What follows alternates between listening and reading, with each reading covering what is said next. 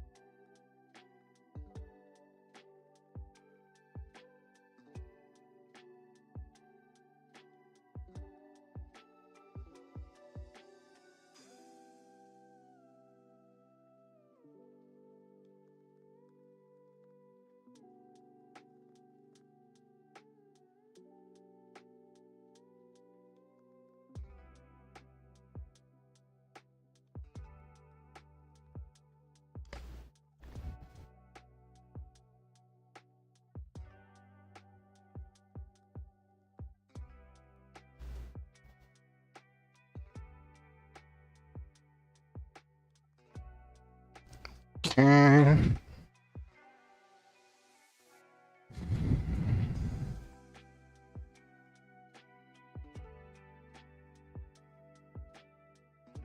Hello. Give me a second to let people know that I'm live. Okay.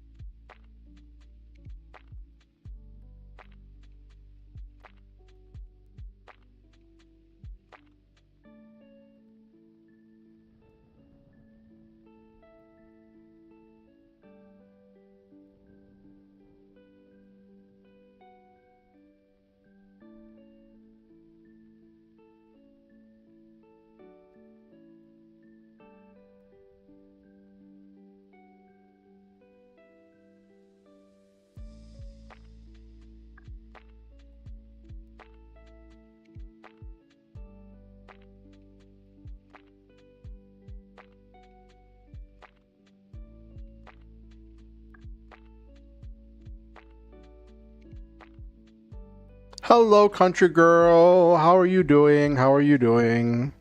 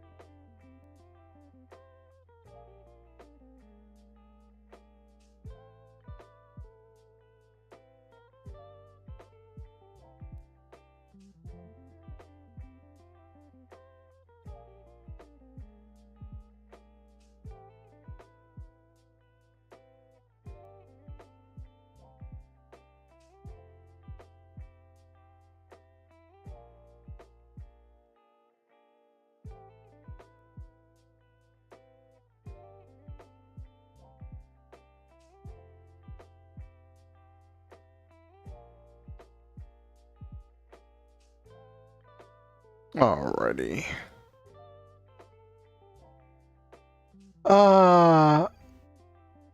First to the punch bowl. Welcome in, Van.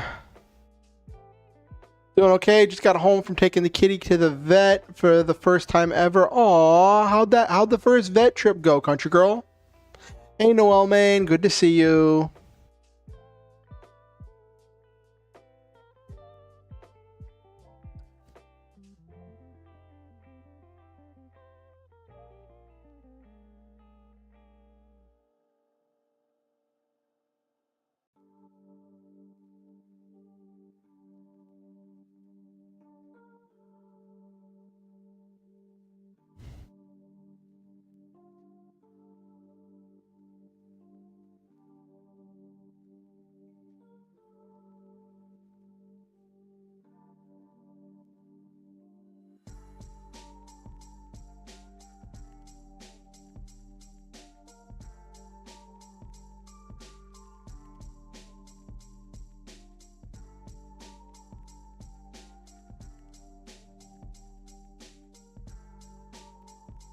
Alrighty.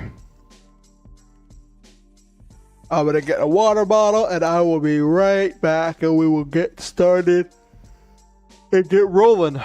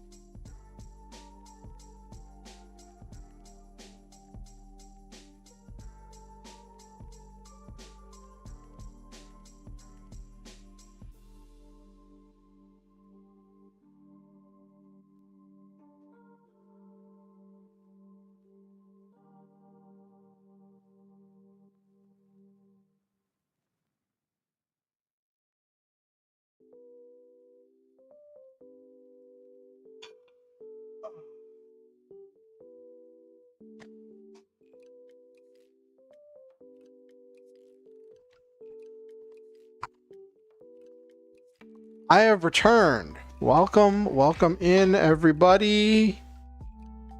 Alright, let me get my model booted up. That would help.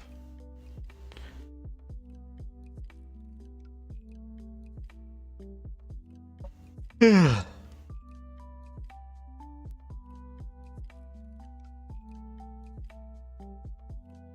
had someone ask me the other day. Someone like messaged me on Blue Sky and they were like, how come you've never gotten a female version of your character done? And I'm like, well, it's a insert character, and I'm not I'm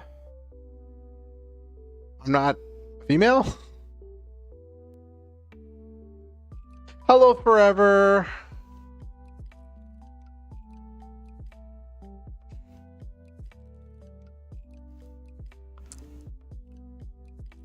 Oh, poor baby. Oh, yeah, hopefully everything gets dealt with. Because fleas just having fleas just sounds miserable.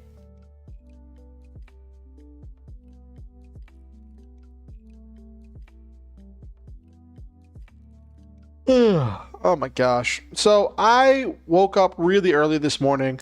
I took my medicine super early, and I'm like on the like rear end of it now.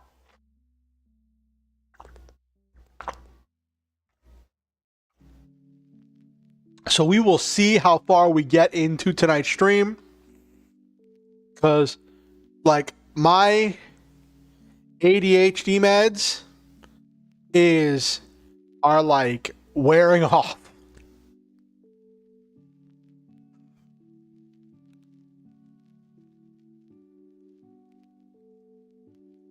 Oh, goodness.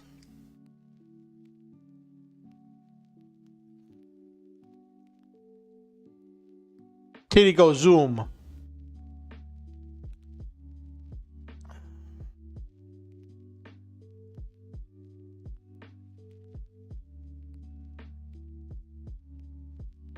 Hey, as long as somebody got seen, right? You'll get her next time.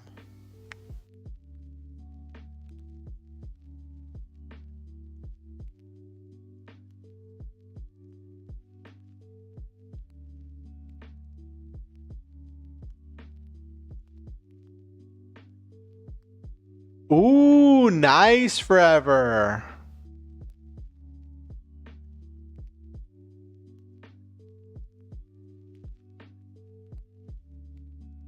Oh, goodness, Noel, man, that sounds intense.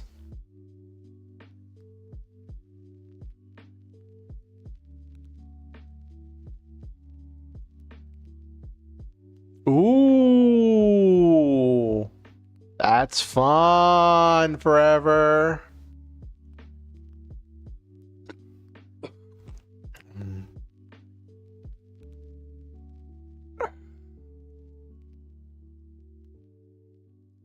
I am like kind of stressing a little bit. Like it's a thing where what's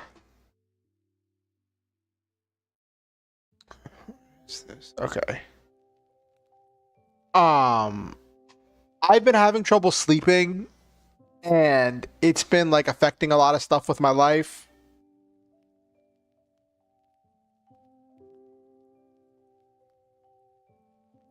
Hello, Blueberry Bean on Twitch. Good to see you. Well, I mean, you've got time if you're writing them in order, Forever.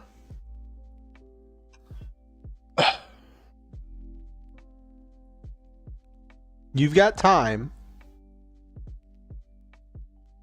Oh my gosh. So, I ran my Lancer session yesterday, which went pretty well. We had a lot of role play and stuff, and that was fun. We defined that in my Lancer world that off-brand Tyranids are a thing in this world, but they're just space bugs. They're not like all-consuming Tyranids. Ugh.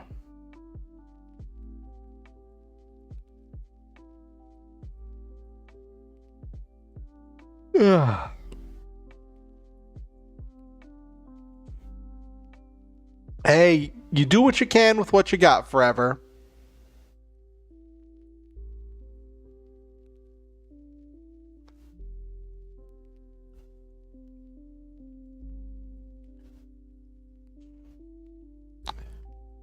Yeah, I've had a few of those. Like growing up in my community, I grew up in kind of a close knit community, and there were definitely a few cousins that you're just like, you're really cool.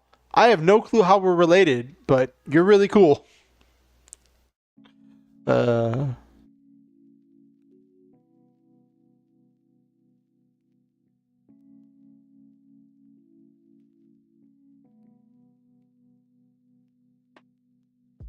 So I definitely get that feeling, Noel, man.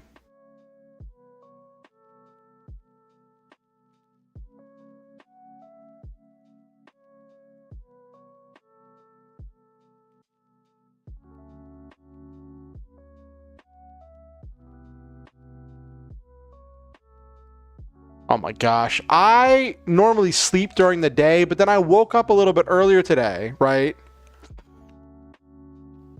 And I was thinking about tonight's stream. And I was like, okay, I'm going to try writing the card game combat. But I'm like, how am I supposed to write the combat if I don't know what the rule, if I haven't laid out the rules of the game?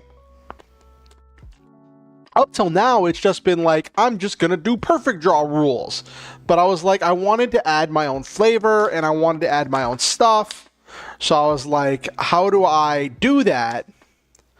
So I sat down and I messaged some people about it. I reached out to the community and I was like, hey, I always say we can help. We should ask each other for help.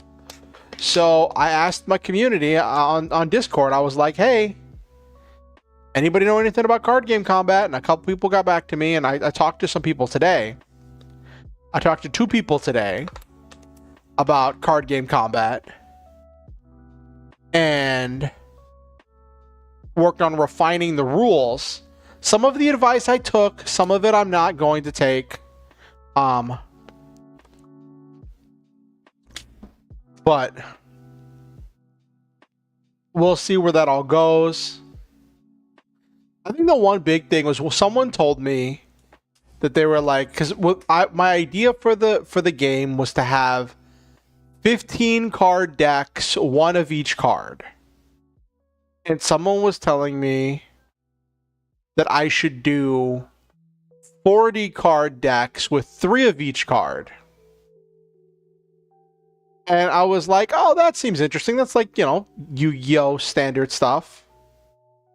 Yes, Goldfish. Gonna be working on some card combat tonight. If I get there, gotta design the cards.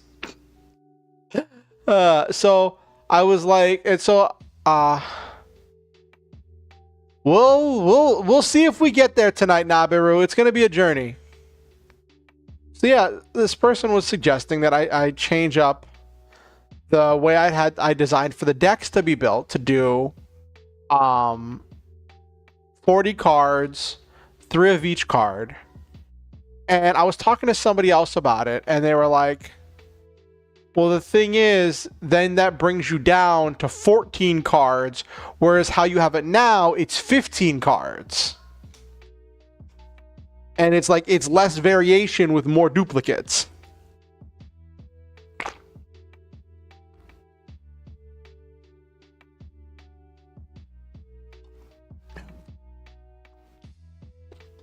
And I was like, yeah.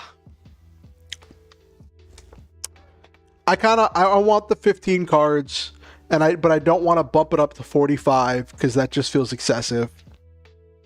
So I'm just keeping it at 15 for now.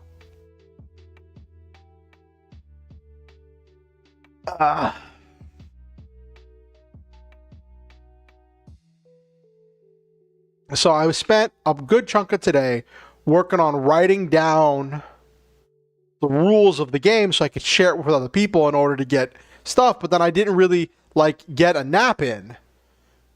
So I don't know how much juice I have in the tank for tonight. I have most of the rules laid out. Just have to design the cards and then work on the on the scene.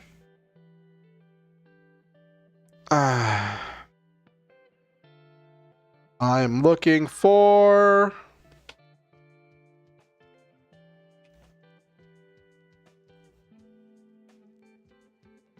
There we go. Open office.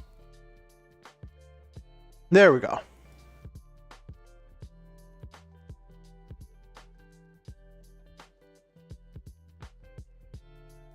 And they're not called card fights, Nabiru. It's skirmishes. But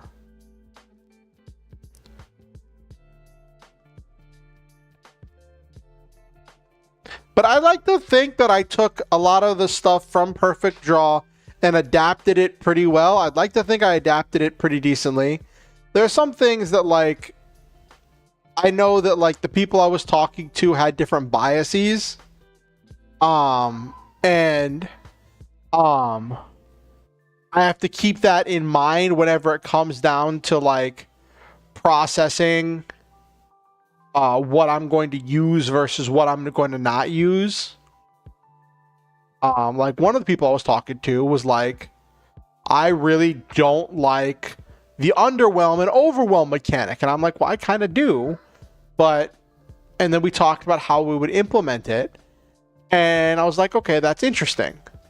I might go a little further than that. And then, like,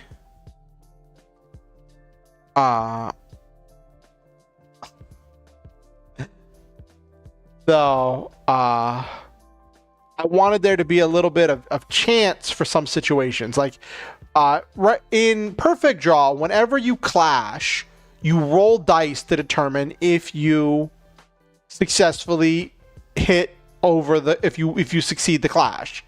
I switched it to being a coin flip. And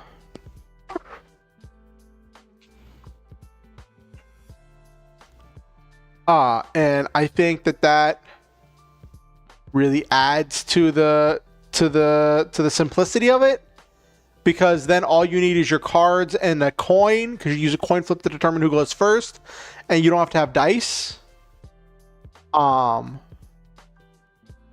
alternatively, I could just do dice things and do a roll off, where you each roll a d6, whoever gets the higher number wins.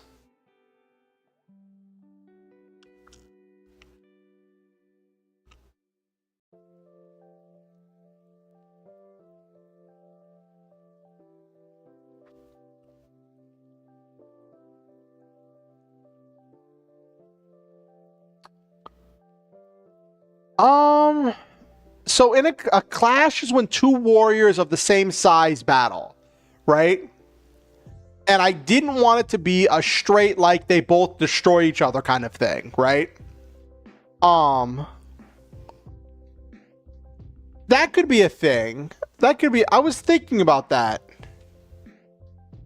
I didn't know how I wanted to increase the odds, because in Perfect Draw, there's this mechanic called pressure, which gives you a +1 to your rolls during the card game.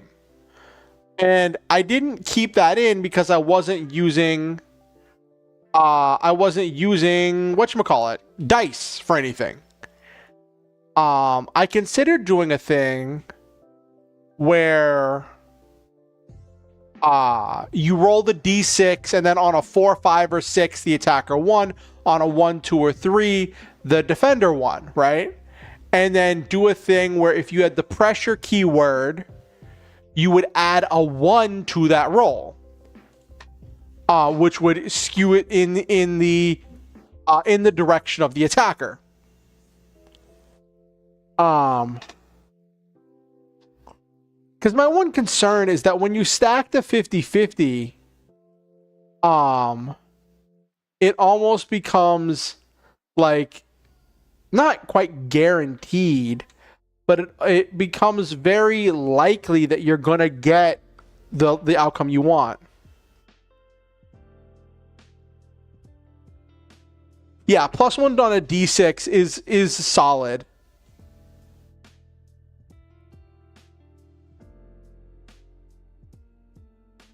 I might still do that.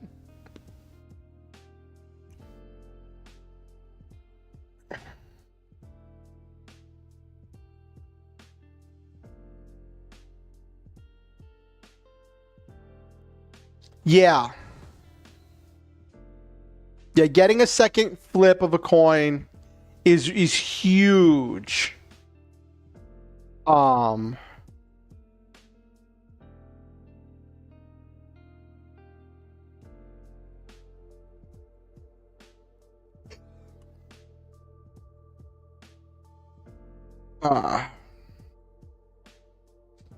You know what? I'm gonna try change up the music tonight. We've been listening to the same playlist forever. Let's try the EDM playlist. I haven't listened to this in a while.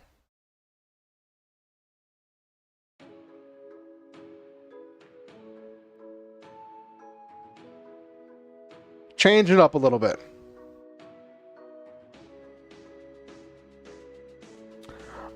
Well, the thing is, the card game I'm working on is supposed to be played. Oh, let me turn on the volume of this. This is louder than I want it to be.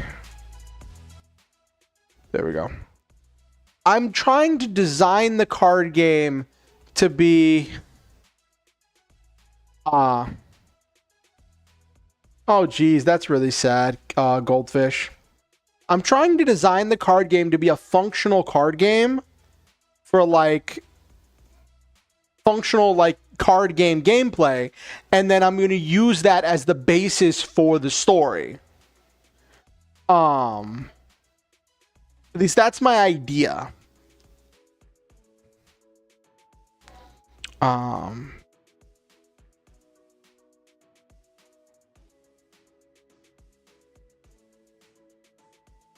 I guess we'll go over the rules that I've set out for the game, and then we'll work on designing cards, setting the scene, and writing the scene. Okay.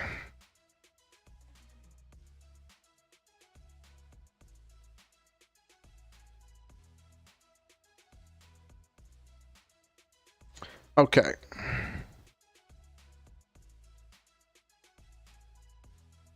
All right.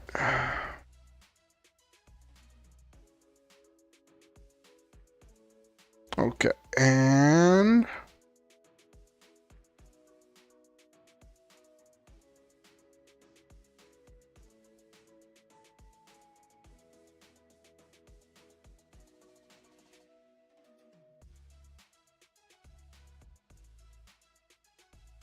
okay.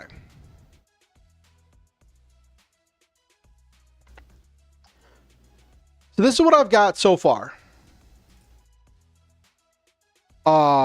There's the basic lore. It's kind of like Vanguard, where you are a spirit that's possessing certain warriors to do battle. The lore is that you're doing battle to fight for the galactic throne.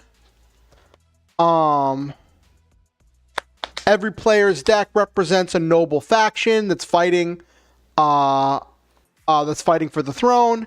And then the in-story lore is a company called Imaginations Unlimited developed this card game, and this other sister company of it, Holotech Dreamers, developed the skirmish bracers, which they use for battling in different places outside of card shops using the hard light holograms.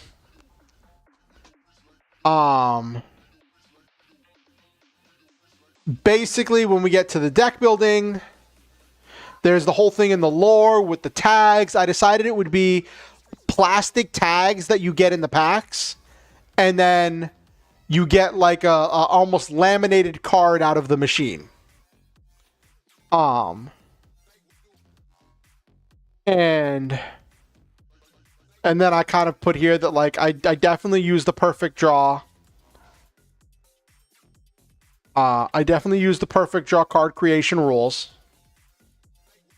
I made some twists and some changes, but at the core, that is still the same. Deck assembly. 15 cards, one of each card. 5 warriors, 5 items, 5 incantations. Exactly 1 warrior with ace and 1 warrior with starter.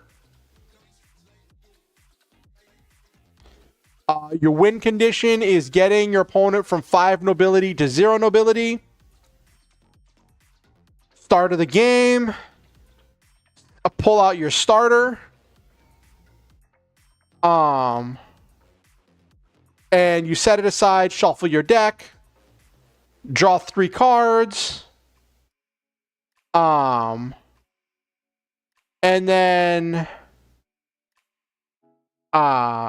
you look at those 3 cards if you want to keep them.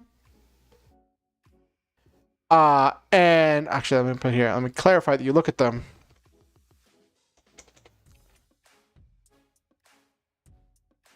To their hand.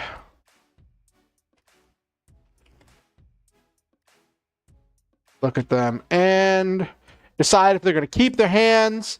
And then it kind of has a Vanguard redraw mechanic where for every any cards you don't want, you shuffle back into the deck and then you redraw again till you have 3. Then you add your starter back to your hand. So that makes sure that you have a warrior in your opening hand. And you start with 4 cards in hand. Player who goes first doesn't get to draw and can't attack.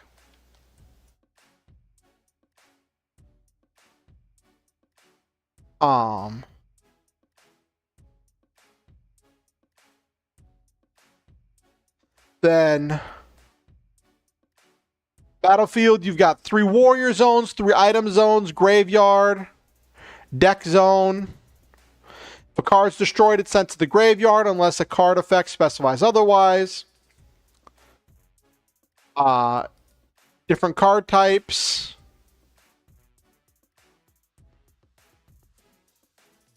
You've got the warriors, items, and incantations. Warriors and items have a size rating of 2, 1, or 0. I'm doing this instead of the strong, normal, weak. I'm doing sizes because it just makes better sense in my head, and I thought it would just give me a different feel for stuff.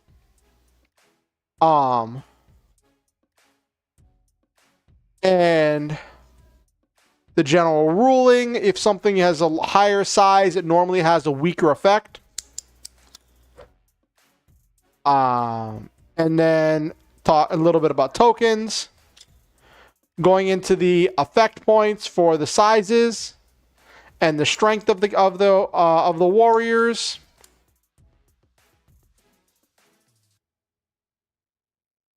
Hey, Ticking Time Queen Slay, good to see you. I'm glad that you're having fun.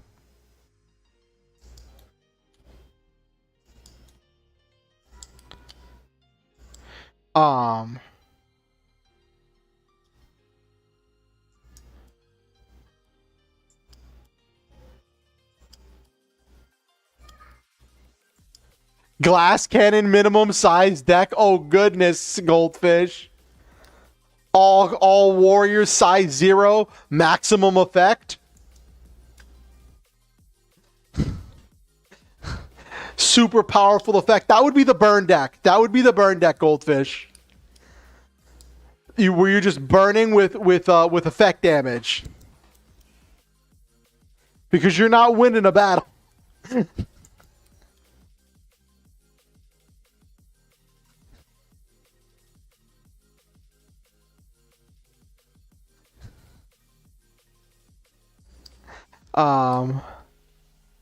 Again, for the deck construction, I thought I'd keep it a little bit uniform.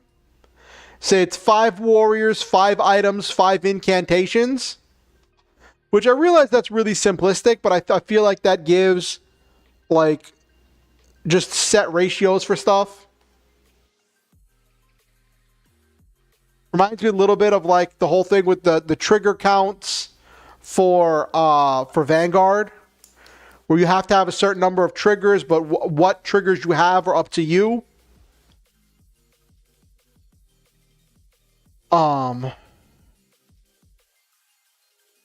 And we get to the starter. Exactly 1 warrior has to have the starter effect. When starting the game, a starter is set aside and put in the opening hand. Starter effect costs 1 effect point.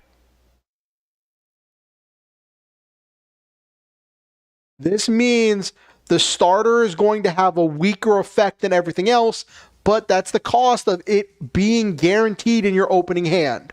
So a lot of people, when I talk to people about it, they said the starter is going to be your combo starter.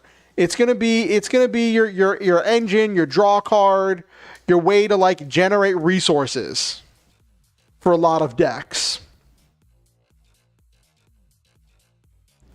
Probably going to have some kind of a thing with like adding cards to hand and stuff.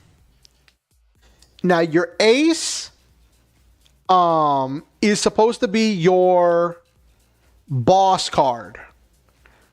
You have one warrior in your deck with the ace tag. Now that means you have one additional EP worth of effects, so it can have a stronger effect. And when you play your ace, if you are at lower nobility, you gain +1 nobility. So it's kind of a catch-up mechanic.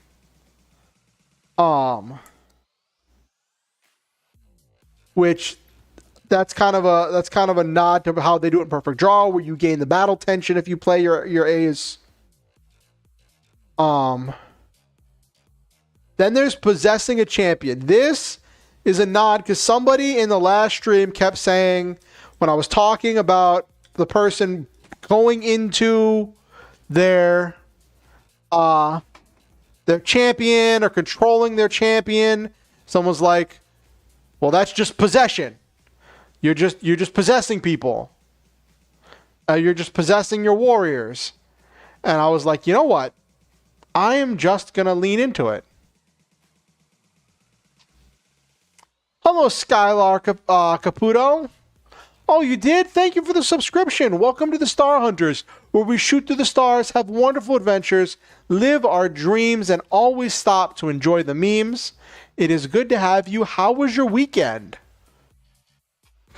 I am describing the rules that I've put together based on... Now, I did not come up with everything here. This is an adaptation of another rule set. Hey, don't put yourself down like that, Skylar.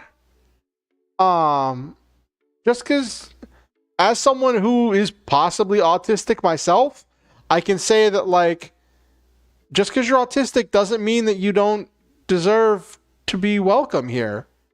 I believe that that you are welcome and valued, and that you are a wonderful member of this community. You are a great person. That, I get that feeling. I get that feeling, Skylar.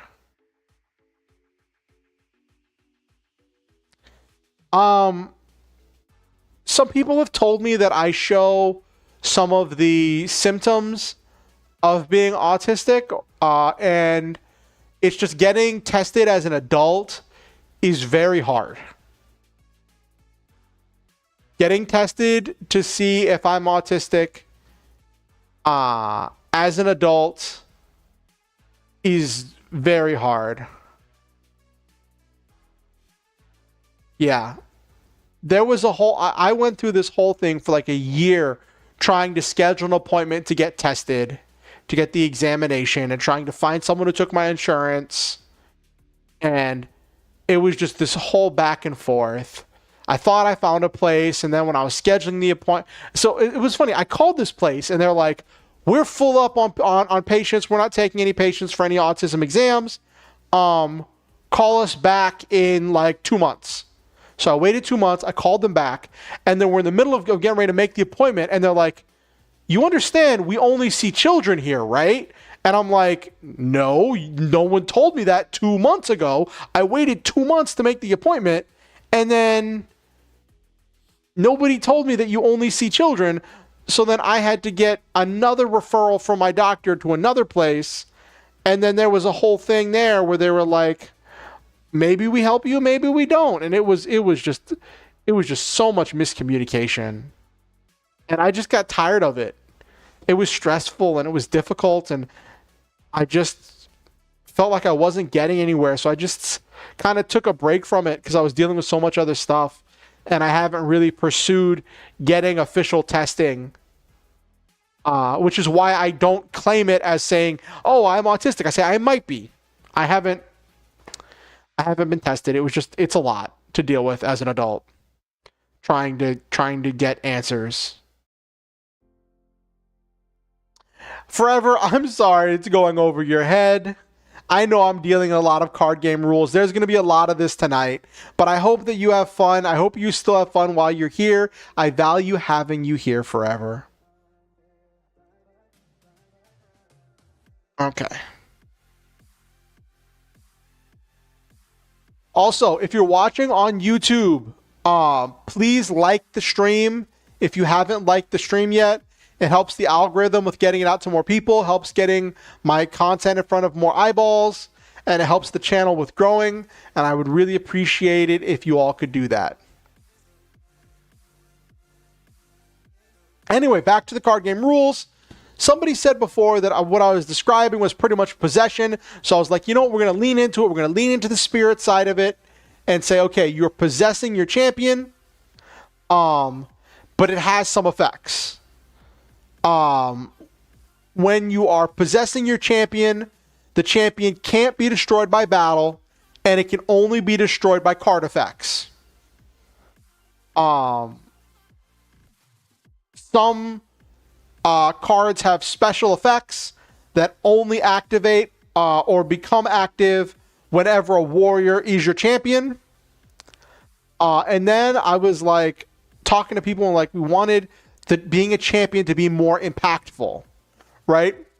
So what I've got so far is when your champion attacks, you may draw one card. This is kind of like the drive check mechanic of Vanguard, except you don't reveal the card, you just add it to your hand. And it doesn't do anything besides just be another card in your hand. And then for the first battle that your champion has in a turn, they gain Overwhelm. And then well, I'm glad to have you, Skylar. Hey, Jesus, good to see you. I definitely do like anime, Skylar. My favorite anime has to be Gurren Lagann. I definitely love that show. I like giant robots. I like mechs. I like power armor. I like androids. I like sci-fi stuff, mostly.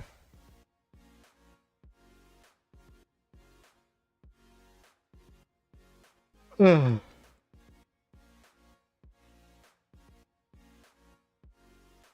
Um. So, for the first battle, your champion has.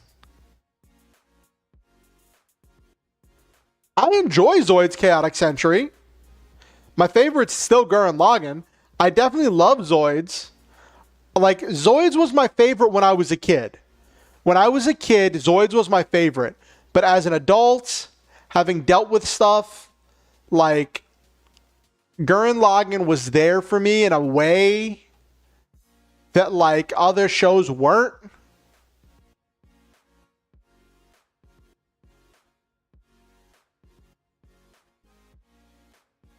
Nice.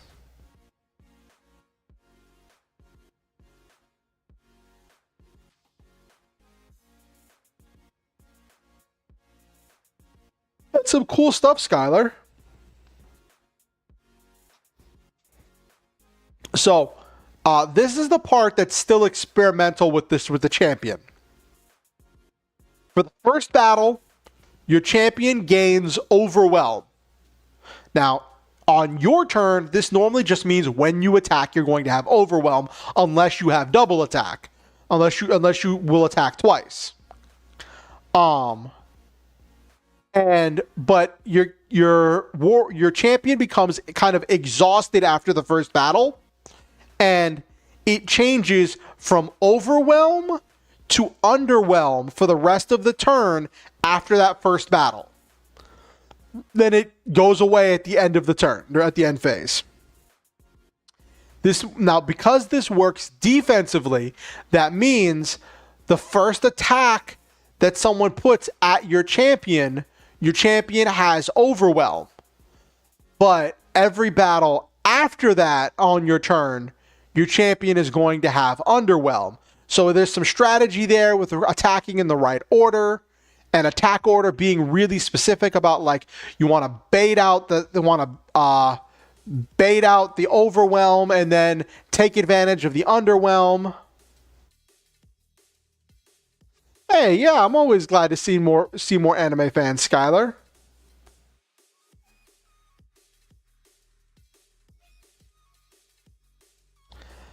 Tonight I had the idea the other day. Uh I had the idea the other day to write a story. I'm an aspiring author. I like to write stories and novels, and I had the idea that I wanted to write a story that's kind of like Yu-Gi-Oh or Vanguard, where like it's about people playing a card game and like supernatural big stuff happens and there's like end of the world type stuff happening. Um and in order to do that, I had to come up with a game. Now, this is not, I did not come up with all of these rules myself. This is an adaptation of another rule set from a different game. There is a game called Perfect Draw, which is a card game based tabletop role playing game. And I based this on taking some of those rules from the combat system of Perfect Draw and trying to adapt them to being an actual card game.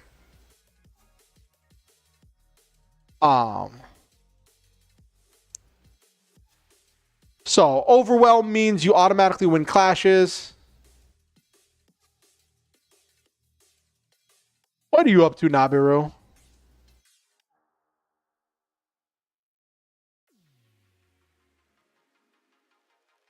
I did also include this optional flavor bit because I felt like I had to.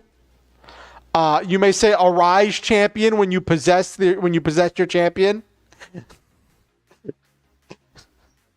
I just thought that was a funny little bit.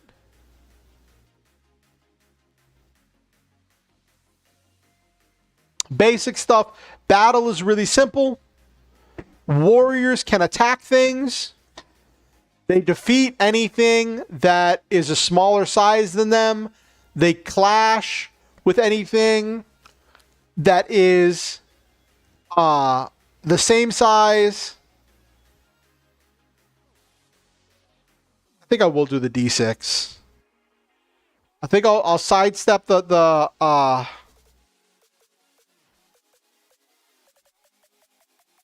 hold on.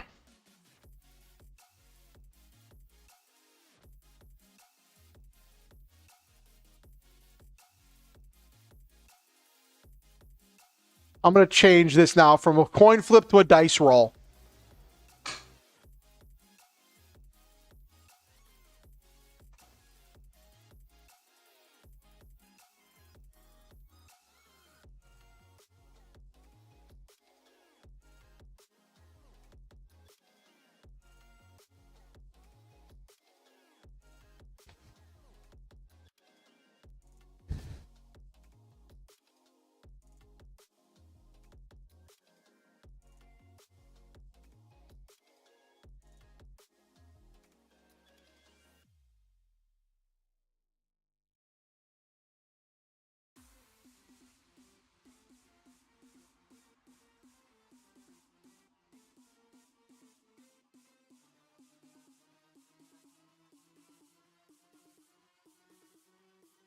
The reason why my character's making such weird like faces is because I have that connected to numbers.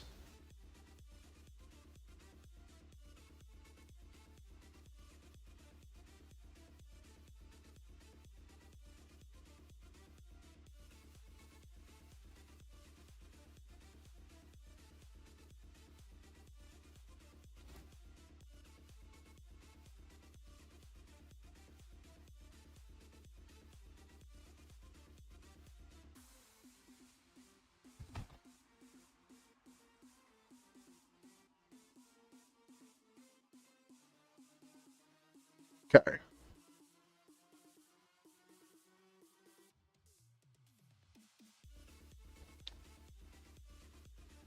Okay.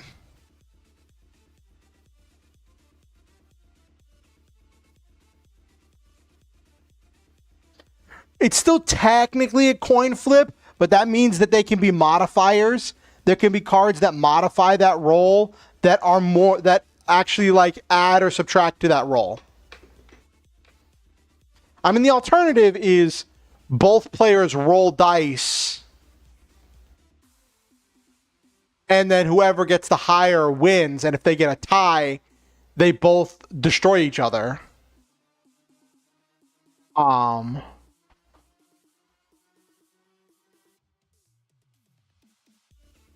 I don't want there to be a tie state.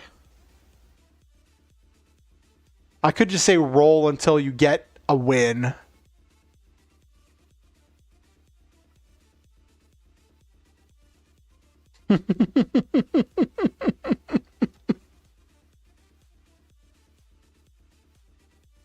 Yeah, dice are common.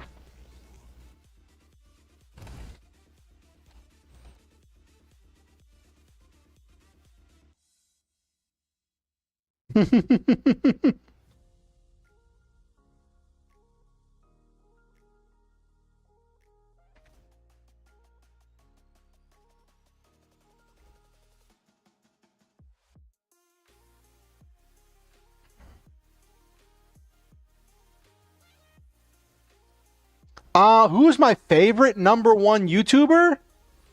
I don't know. Like, I normally listen to music on YouTube, so I don't really have like a super big favorite one right now. Like, I like listening to some music from like Peyton Parrish, but I also like listening to some music by some VTubers. Like, some of the HoloLive VTubers do really good music.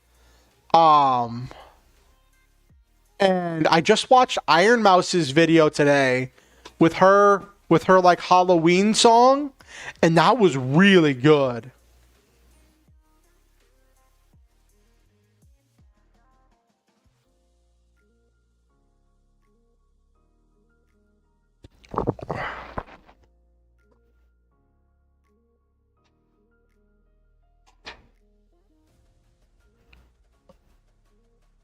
All right. Well, I'm not looking it up right now, but that sounds really cool, Skylar.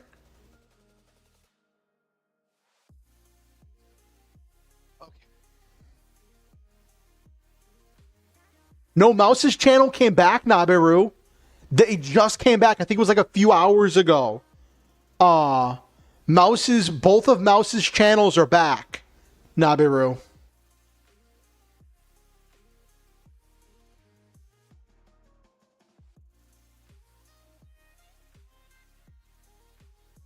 Then there's the whole thing of if a player is not possessing a champion, has no warriors, they can be attacked directly. When they attack directly, cool,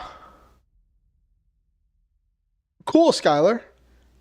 Then they deal nobility damage equal to its size to the other player. If the player is possessing a champion, the champion loses a battle with the warrior, then the opposing warrior will deal size in nobility damage to that player. If a player is currently possessing a champion, then even if that player has other warriors, the champion can still be attacked.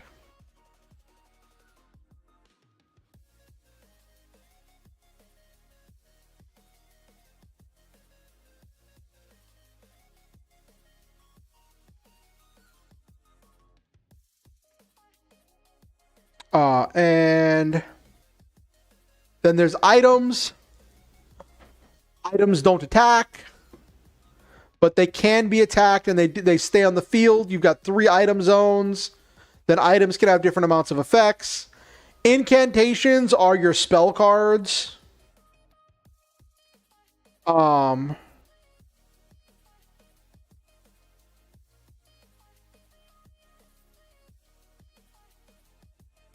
And then basic turn structure. This is the part that's going to be important because this is the part that's going to be happening a lot in the scene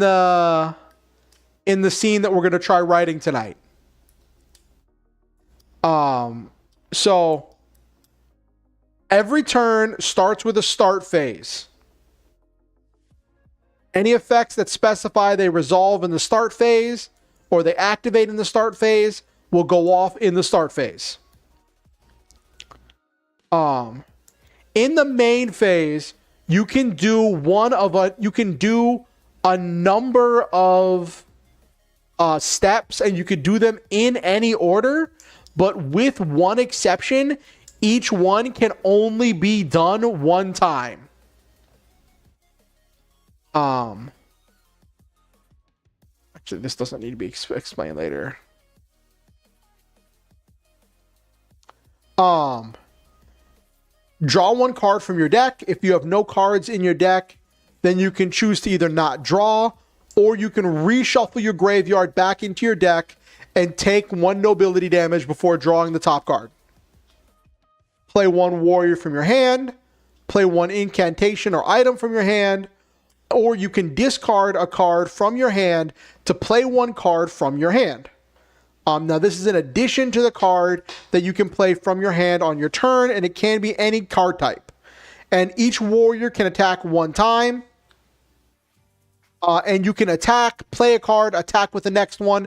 It's like you can do things, you can break up your attacks.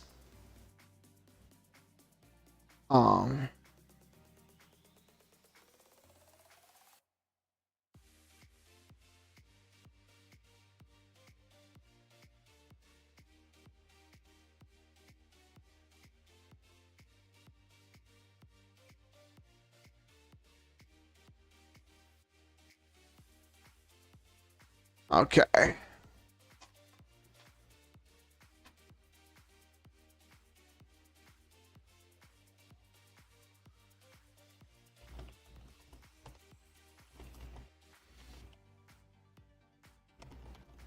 Other steps can be taken between attacks.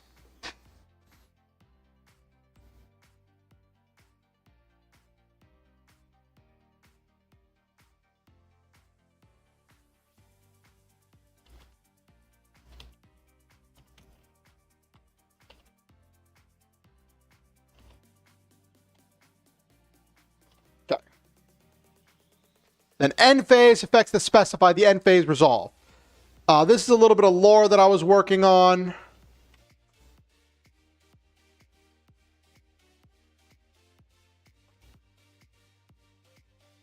But yeah, so those are the base rules of the game. And I want to write a scene featuring this.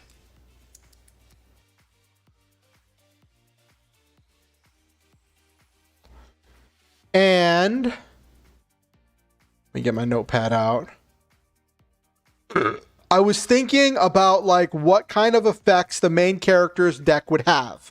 So we're going to look a little bit at what kind of card effects would be in the main character's deck. The joke of the deck is that the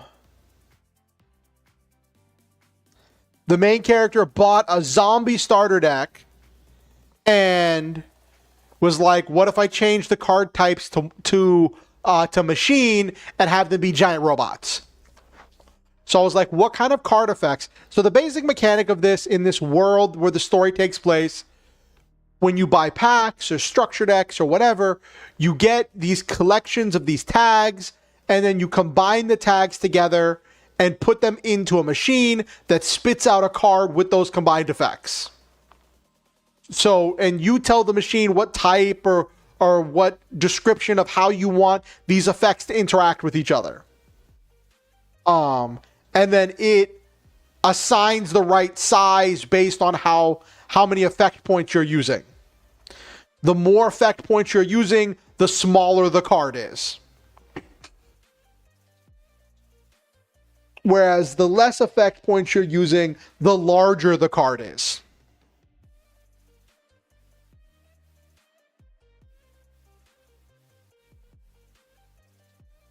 So let me show you what I've been tinkering with here.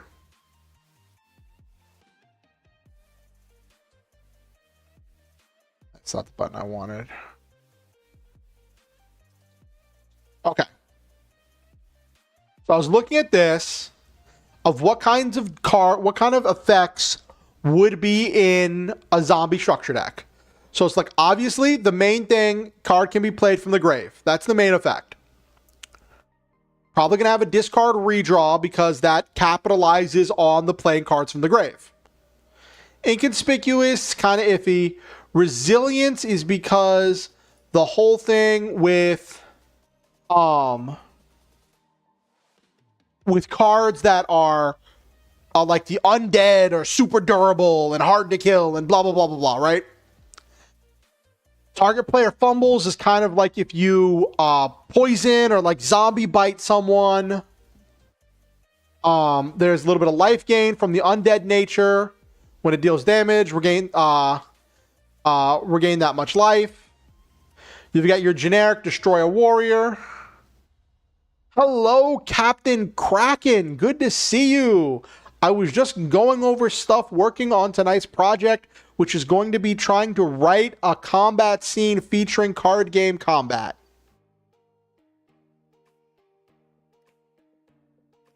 How are you doing, Captain Kraken? How was your weekend?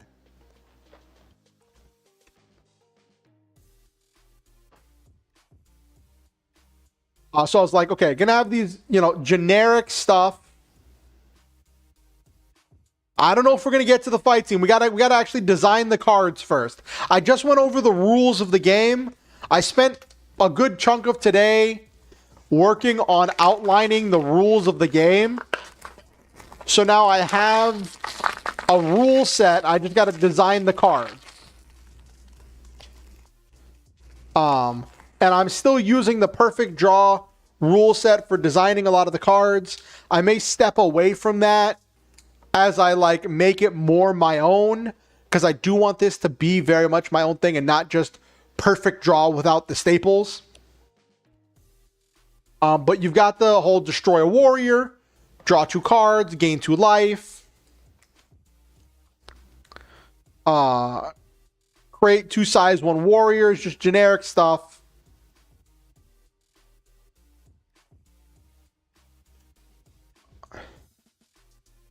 For spells and stuff.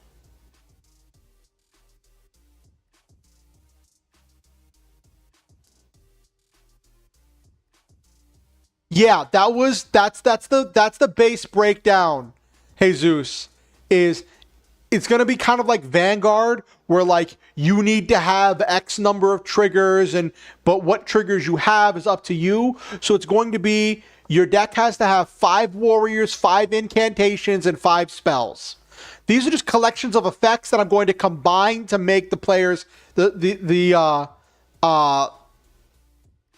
main character's deck. The create 2 size 1 warriors is kind of a thing where it's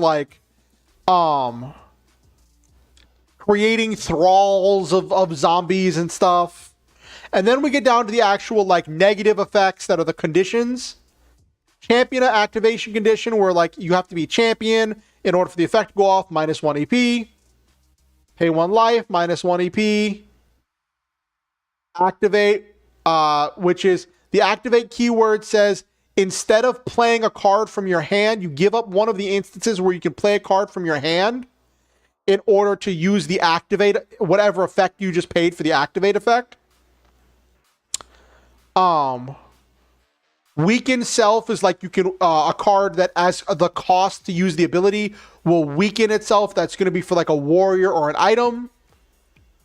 Pay 1 life each turn, because it's all about this life payment and having to go with all this this life drain. You've got the life drain to regain your life, and you've got the card to gain you 2 life, but you've also got the option to make your effects cost more, cost less by paying life as part of the cost. Destroy all warriors and items you control as part of the cost is a big one, because it clears the board. And yes, he can play cards from the graveyard, but he can only play them 1 or 2 at a time. So if he's clearing an entire board, that's a really heavy cost. Mandatory focus is a card that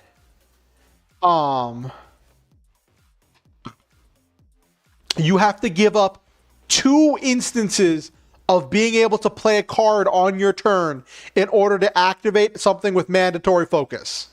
Mandatory focus means you can't even play the card without paying the mandatory focus cost. Then ace, Dick takes 1 off, starter adds 1. So I want to combine these to come up with some very simple card effects. I started working on some stuff earlier, but I didn't really like where I was going with all of it because it was kind of like, eh.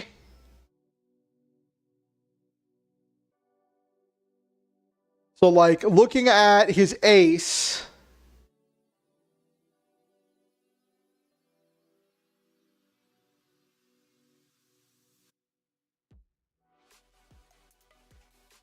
Mm-hmm.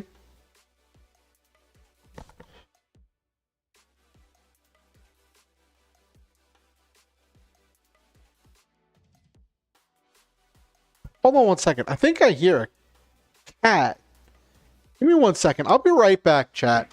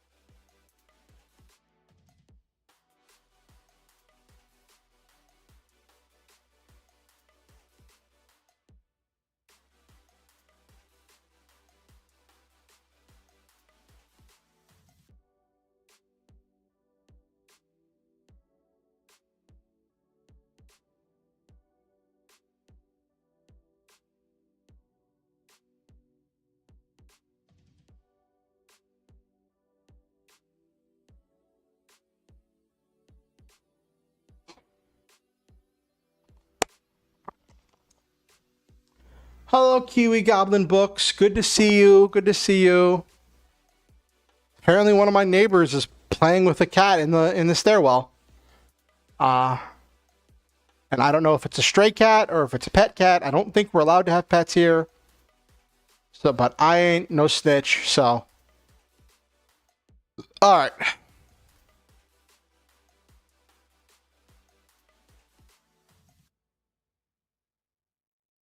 So was my idea for the champion, right? Ah. Champion is just brave steel lion, warrior of justice, a size 2.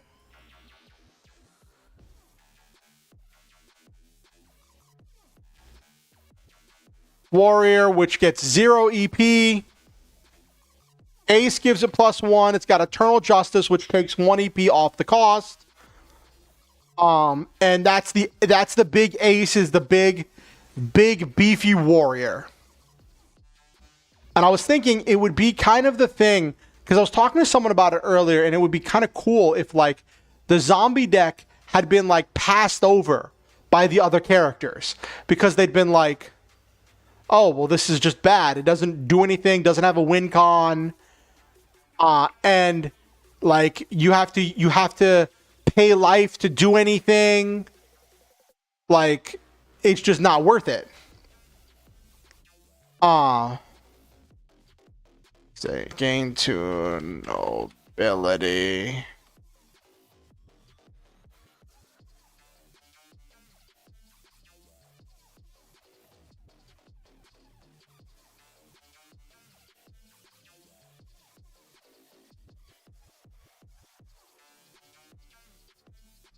Okay.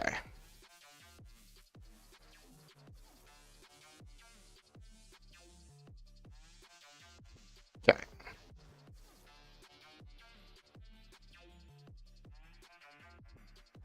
All right. So we got that.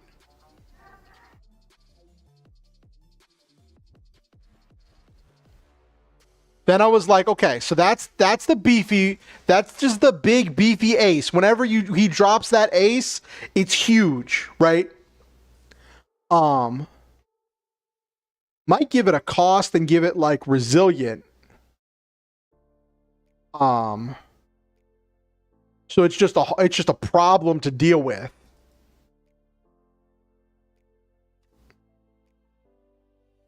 Um,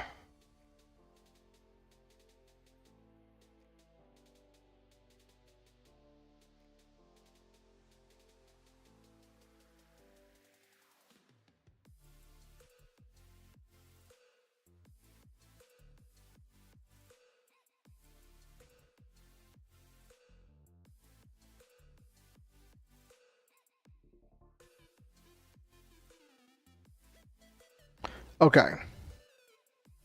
Then I wanted to do a devil angel. This is based on Mazinger.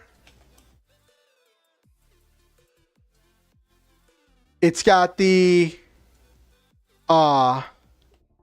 eternal justice, so it comes back from the grave. It can be played back. It can be played from the grave. Got champion and activate. Destroy one warrior on the field. Which both drop this cost from destroying from 3 down to 1. Evolution Justice Robo has the eternal justice. Next stage evolution with the discard redraw.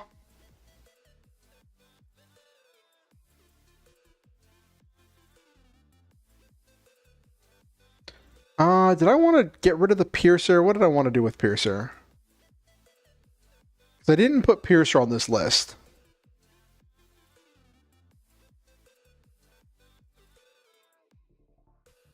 Probably do life gain for this.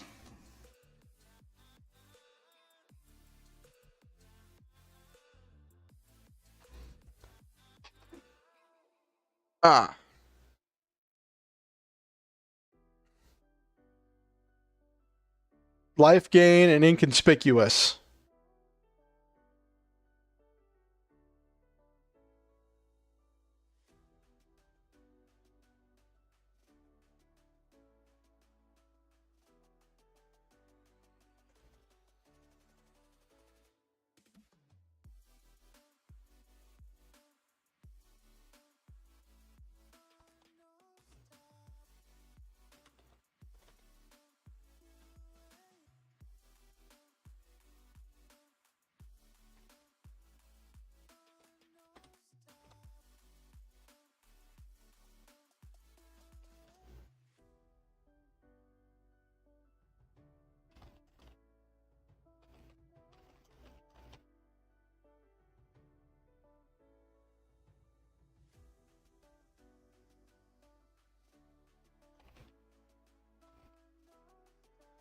Living Drill Champion. Which that is 2 EP because it's powerful, consistent.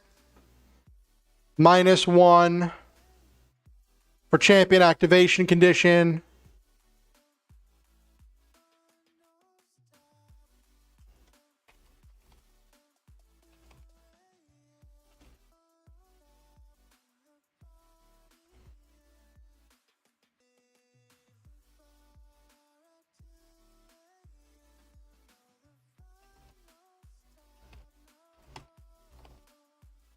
Okay.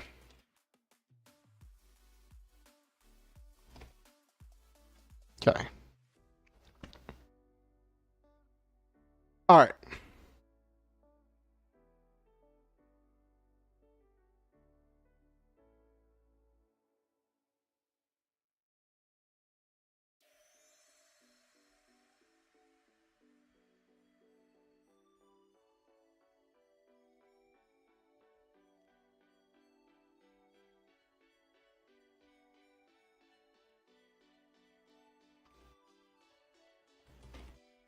Cross change stealth. This one's going to gain. I want to gain inconspicuous.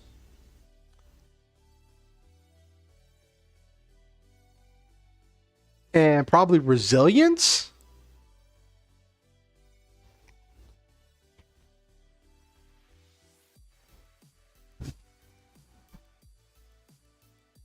If I do resilience, that'll be 2, so that'll be resilient 1.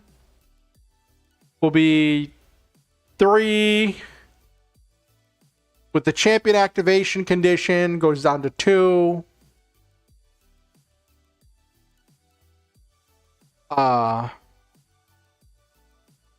With the activate, goes down to 1.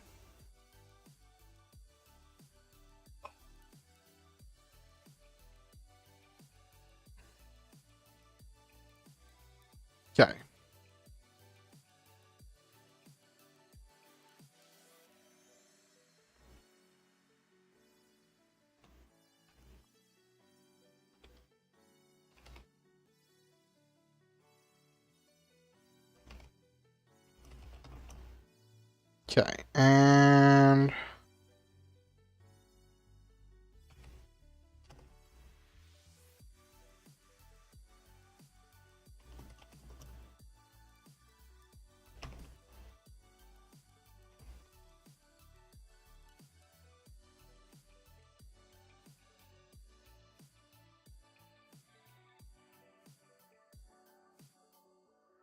okay.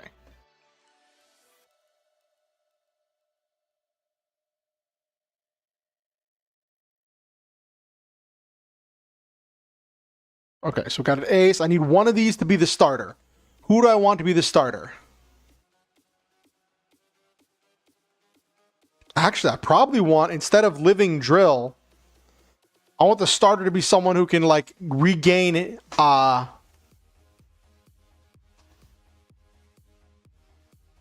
starter should be Justice Robo.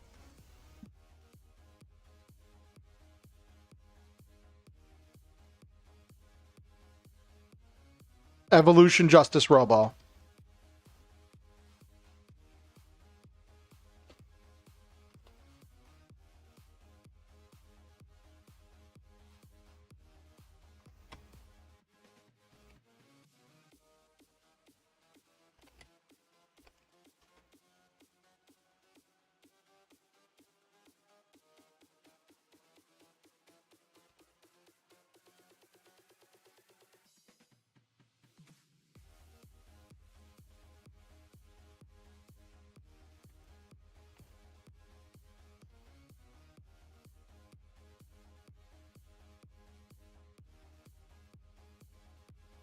Okay.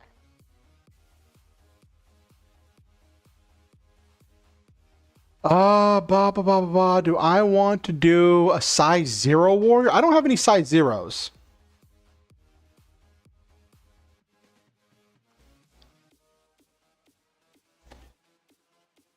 There we go. Hello, Van. Welcome in. Welcome in. I'm just planning out some basic ideas for cards. And then after I have some ideas for cards, I'm going to figure out what I want them to do in the scene.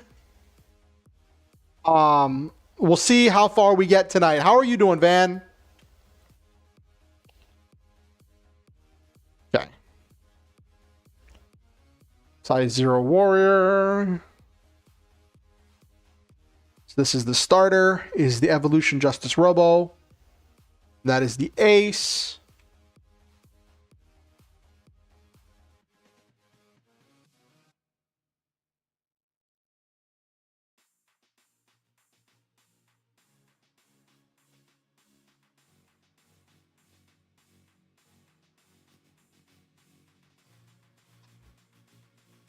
One card recycle loop to get 3 cards on board.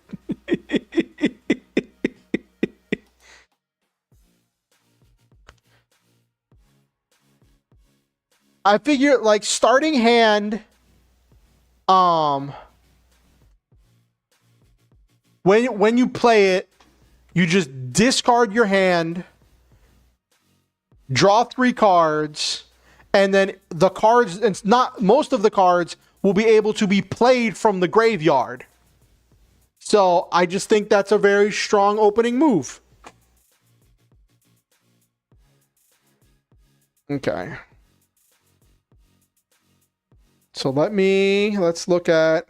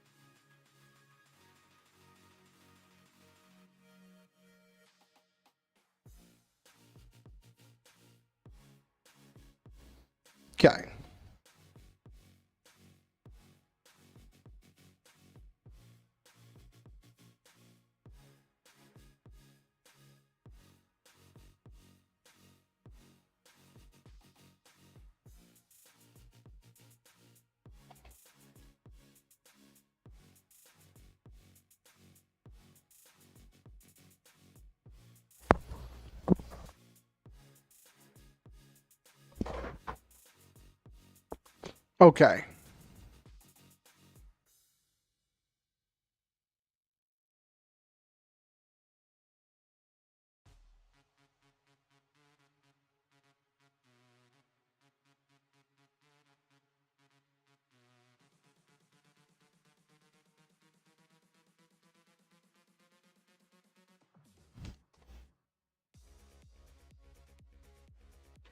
Okay.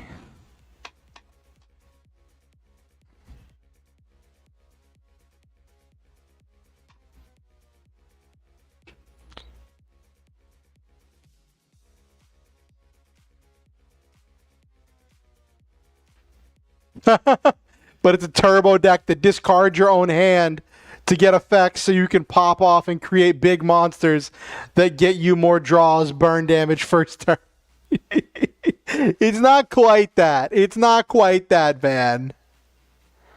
We've just defined the warrior so far. I haven't defined the items or the uh or the incantations.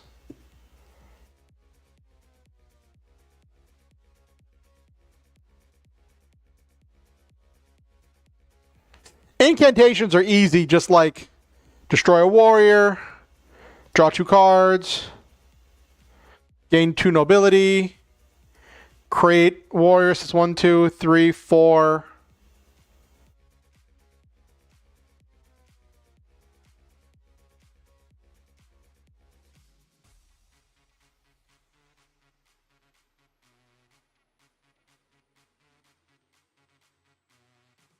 Probably have some kind of a.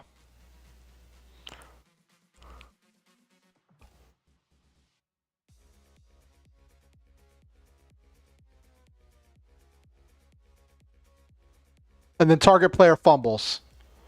But target player fumbles is going to be the only one he can play from the drop. The spells, his spells won't have the his spells won't have the play from the drop ability because they're going to be very generic.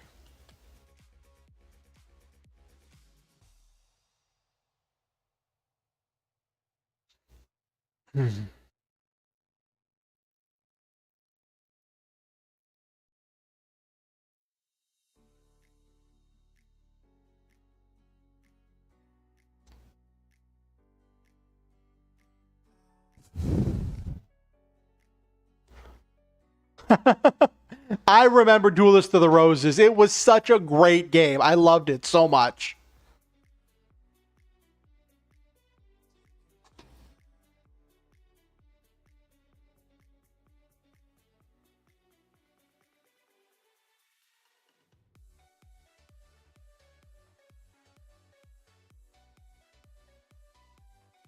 Starter deck with no effect monsters. All right. Nice.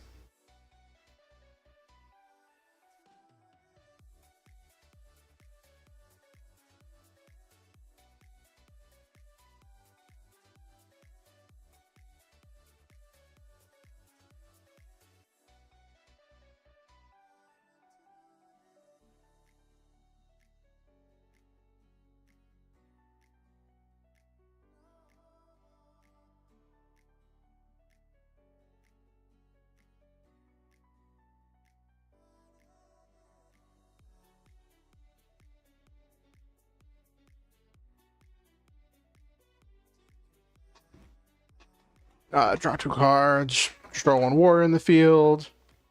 Gain 2 nobility.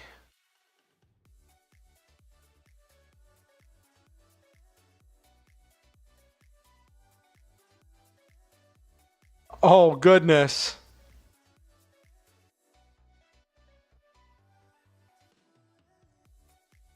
That's an interesting one, Van.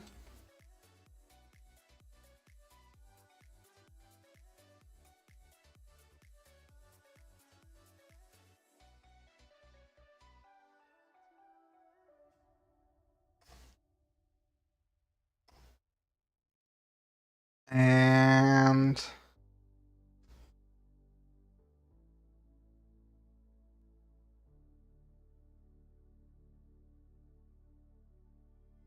create 2 size 1 warriors.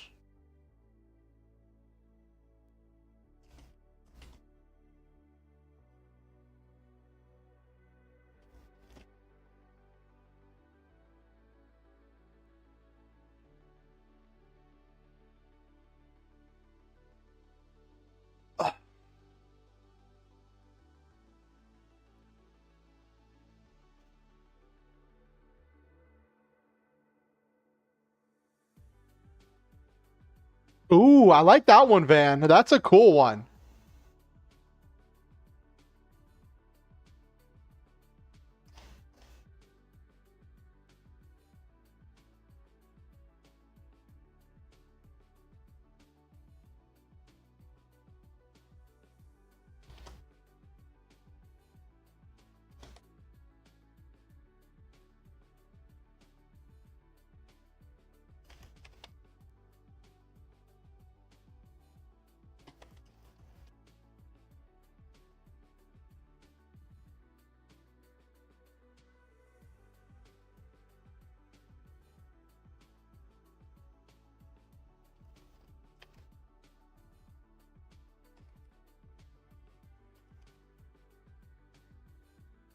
Okay.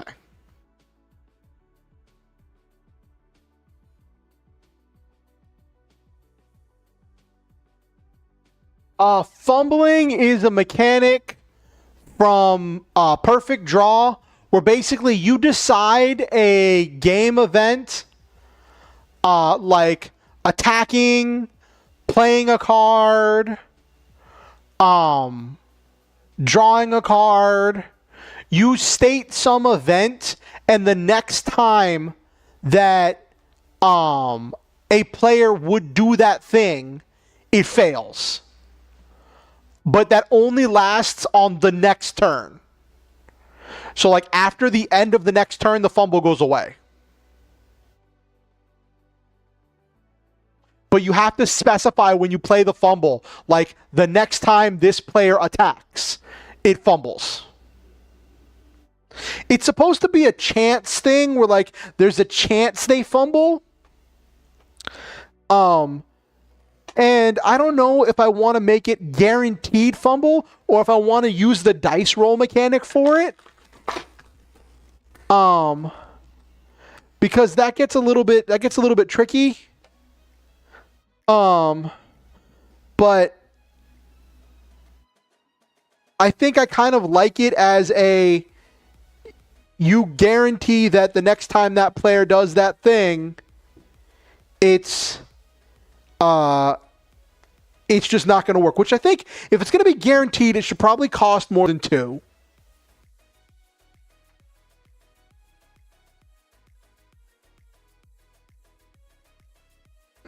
Mm-hmm.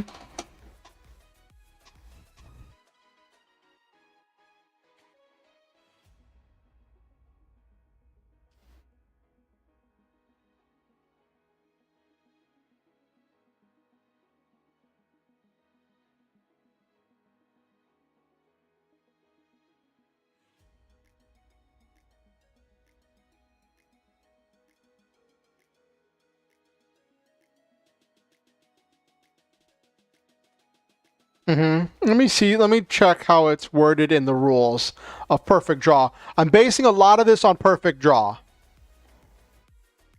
Um. Ba ba ba ba ba.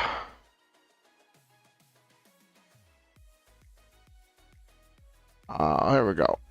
Fumble. You don't want the opponent to take. If the opponent performs that action before the start of your next turn, you can counter your opponent's play when they use that action for free. So then counter the opponent's play says...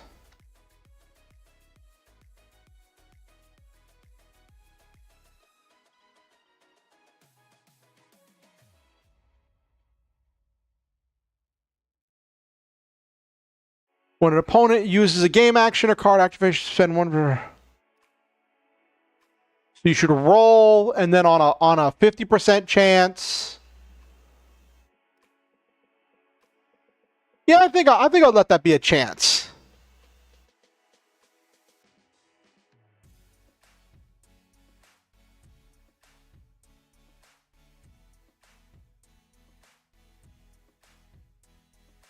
I think I'll let that be a chance.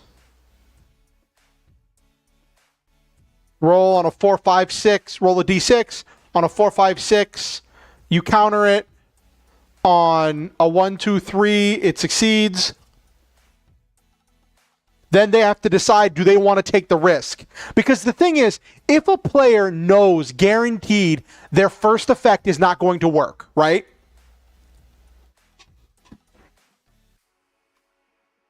If a player knows guaranteed that their effect is not going to work, they're going to bait with some kind of other effect. But then if they know there's a chance, they might take the risk, which leaves the room for misplays. One power suspended, risky.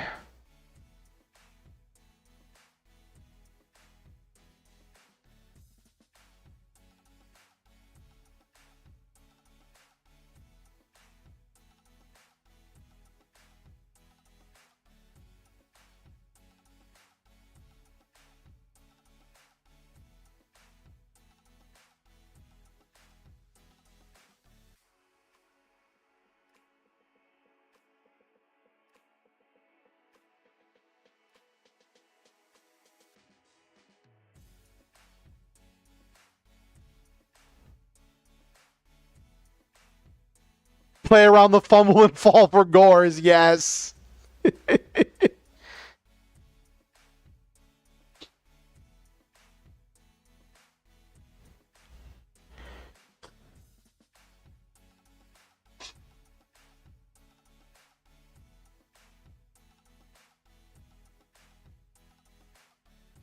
Oh gosh.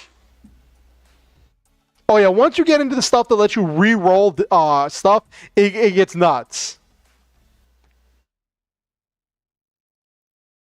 Yes, the boogeyman before Tragodia.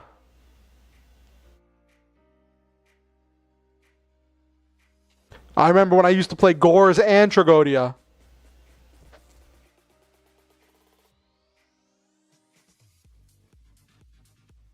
Okay.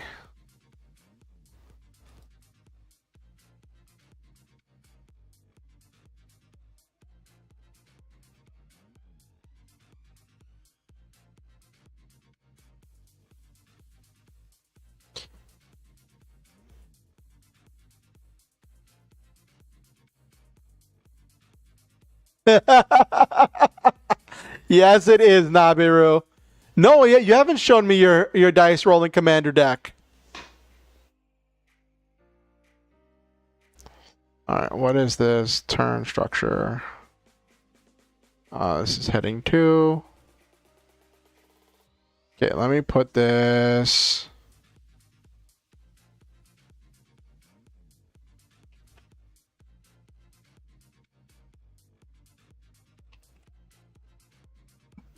Ugh.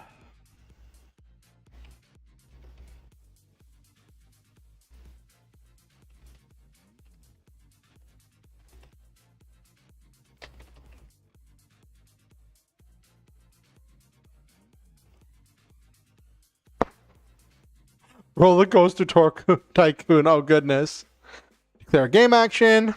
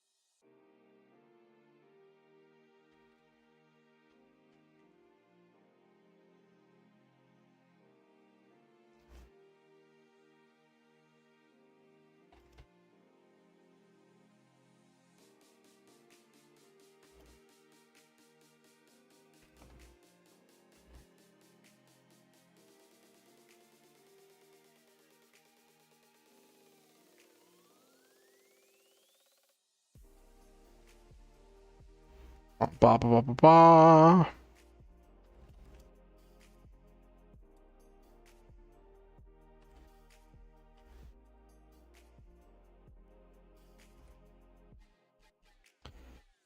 First time your opponent attempts the game action before starting next turn.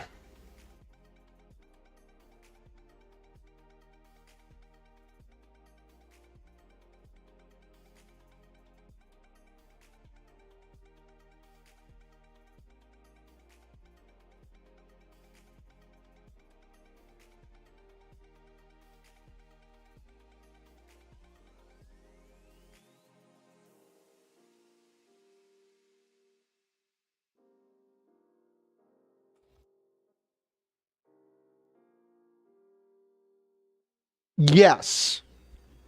Yoko Sage, thank you for the follow on Twitch. Welcome to the Star Hunters, where we shoot through the stars, have wonderful adventures, live our dreams, and always stop to enjoy the memes. I just realized you all probably can't see what I'm doing right now, so let me move this down here. I was writing out the rules for Fumble, or how I'm going to interpret the rules for Fumble. So, declare game action the first time your opponent attempts that game action before the start of your next turn. You roll a 6-sided die on a 4, 5, or 6 plus. You counter the play and the effect does not resolve. On a 1, 2, or 3, you fail to counter the effect and... sorry, 4, 5, or 6, effect doesn't resolve. 1, 2, or 3, you fail to counter the effect and the effect resolves as normal.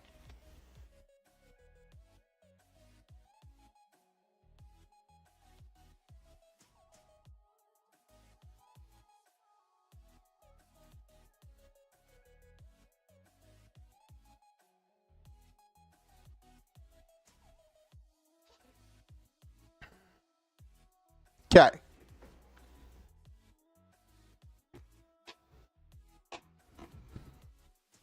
I think that makes pressure kind of scary. Building pressure on a fumble deck, on a control deck. I like leaving it up to chance because that means that a control deck can't just completely lock someone out. There is always a chance.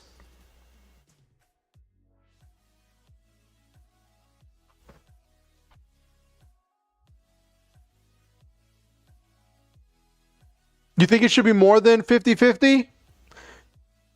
It should be lower chances than 50-50?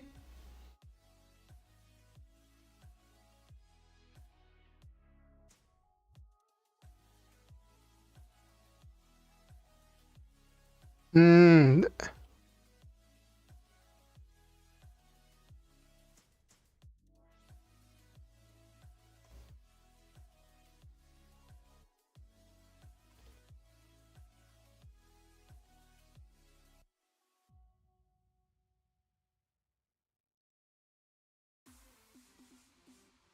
All right, I adjusted it slightly. 5 or 6, you counter the play. 1, 2, 3, or 4, you fail. We'll try that out.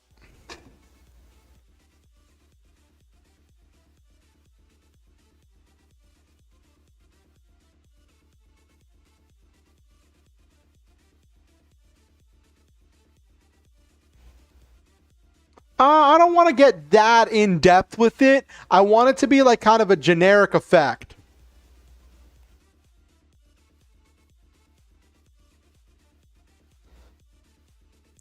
Because the thing is, fumble still cost effect points. So you're using fumble in place of something else that you could be doing. And fumble doesn't like necessarily win you the game. It's more of a stalling control tactic. All of the effects cost effect points. So like fumble cost effect points to put on a card, and you still have to like play the card or activate the ability. And if it's an activate ability, you're giving up your chance to play another card.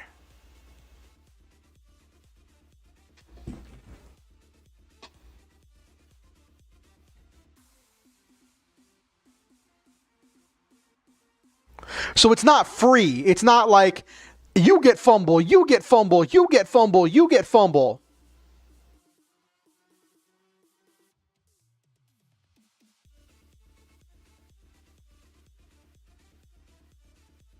I feel like 1 to 4 is good though. Especially because pressure can increase it, and then that just means that, like, if you want to use fumble, yes. Sacrifice is the opportunity cost and a tangible cost in game.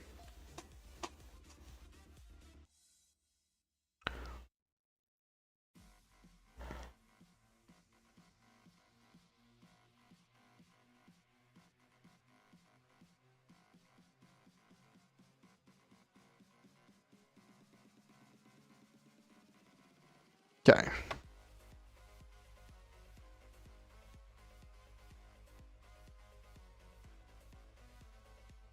Okay. What does that leave that I haven't done?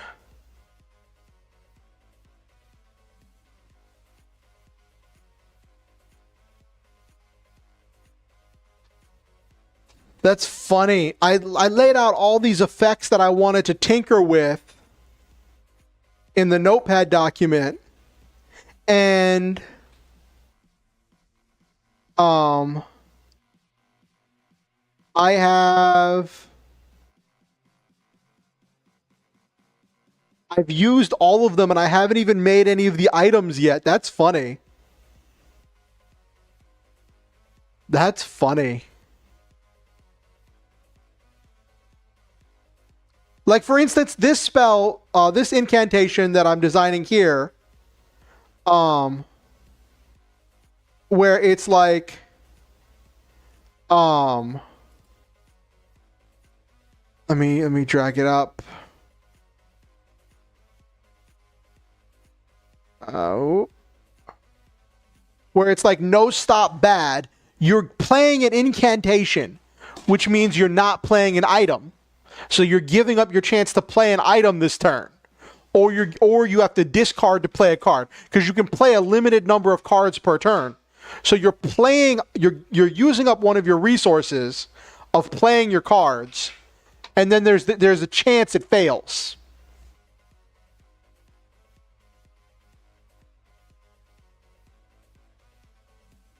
Okay.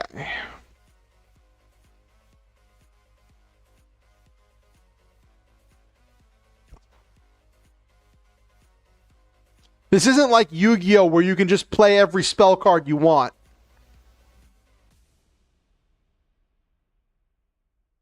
Okay. Now I gotta think about what I want his items to do.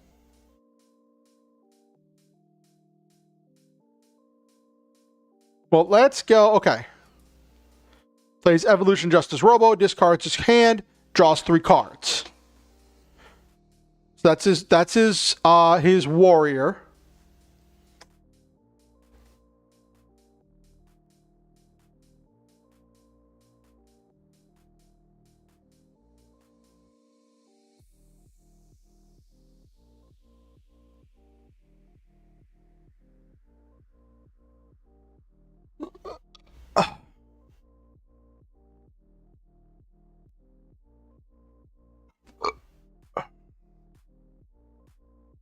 And then probably tinker with blocker here.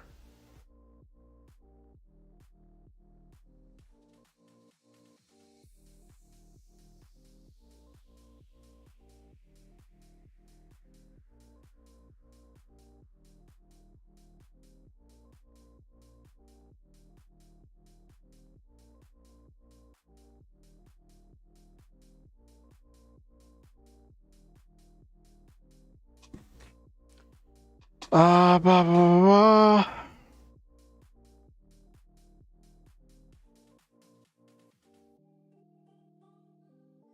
Okay.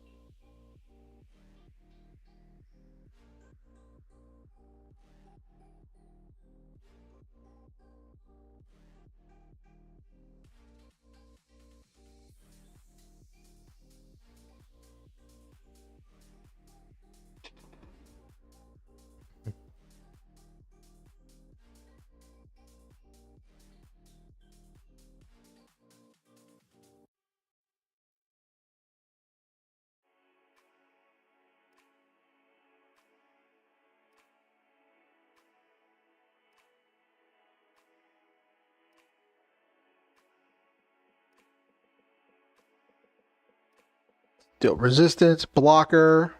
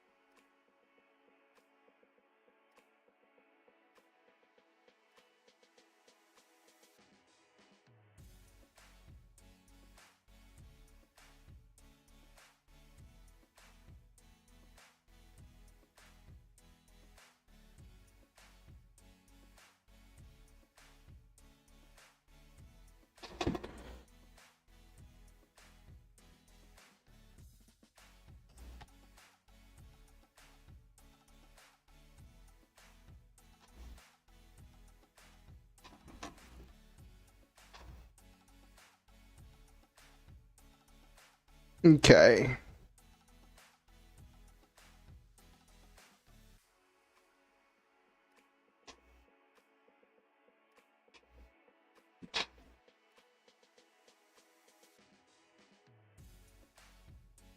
I might say that's the restriction on the zombie deck, is that after it is used, it goes back to the bottom of the deck.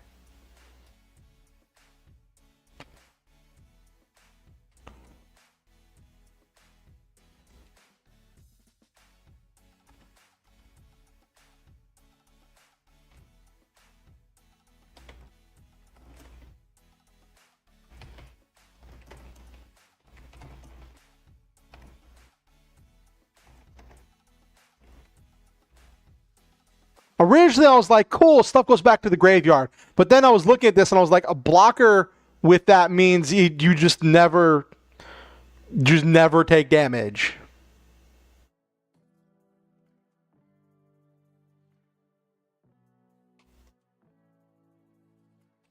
Three EP. Okay, and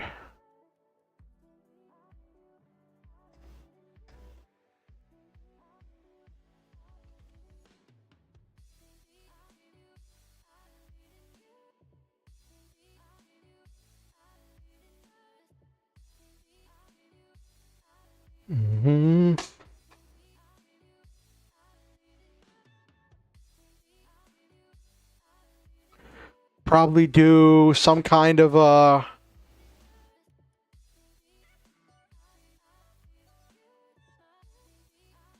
We'll deal with the items in a second.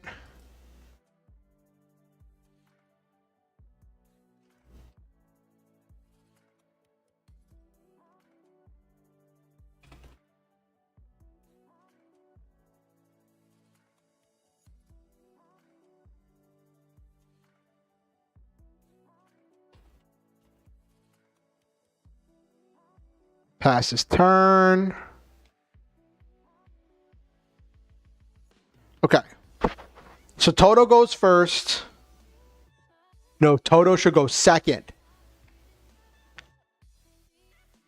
Toto should go second because he's learning the game. So he should watch his son play first. Okay.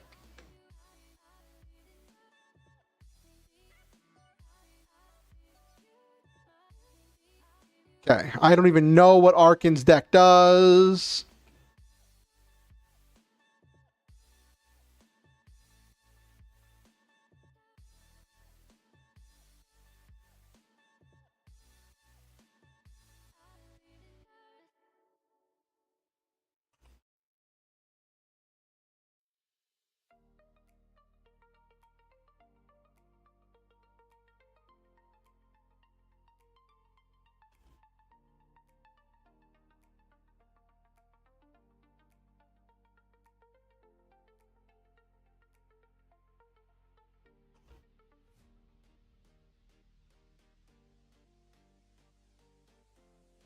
Wants to teach his dad about game mechanics.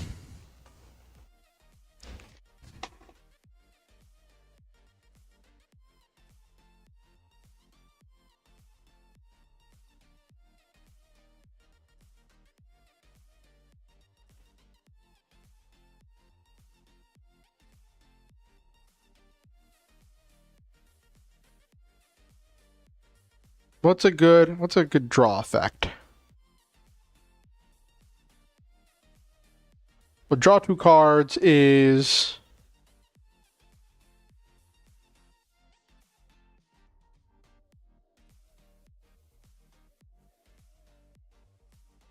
it's 3.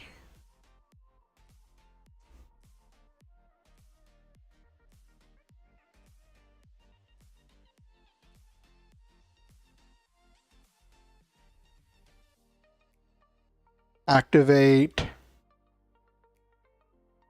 Brings it down to 2.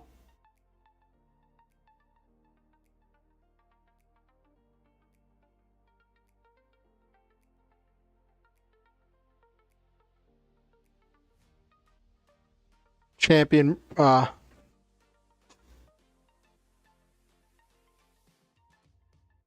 It's a starter. Oh my gosh.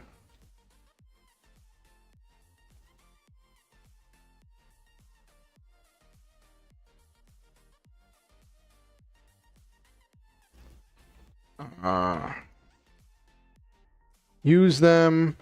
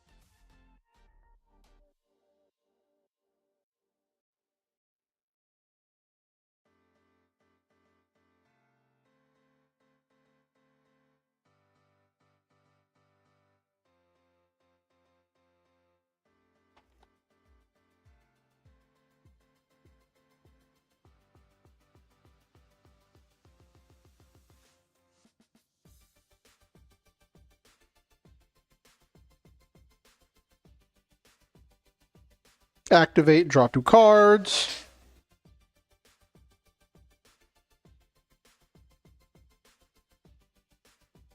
Okay. So we've got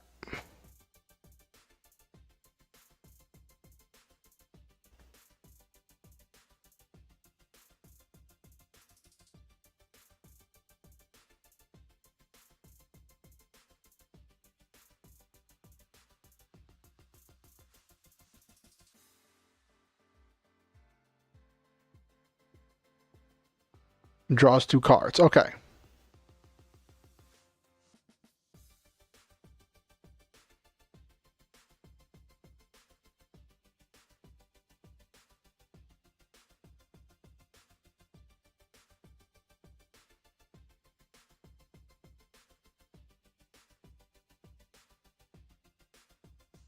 Card and okay.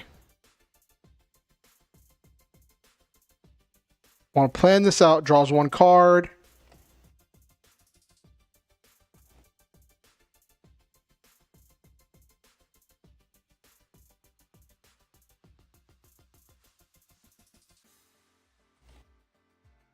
The Evolution Justice Robo is a size 0.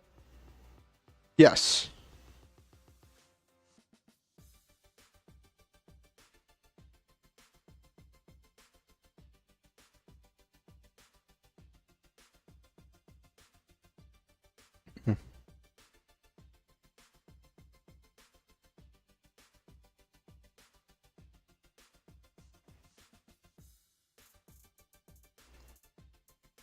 Okay, so how many cards is so Toto has? So let's see. Okay,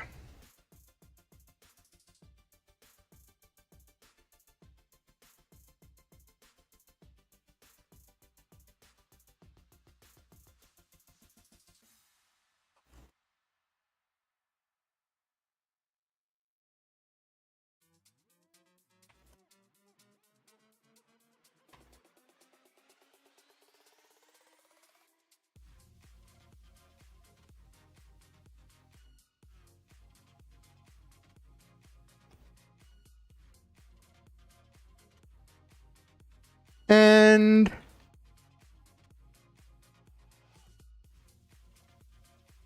Arcan played 1 card and then drew 2.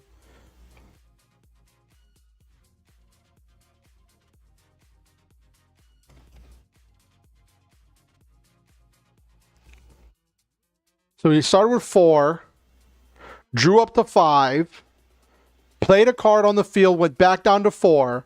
Now he's at 6 cards in hand. 6 cards in hand.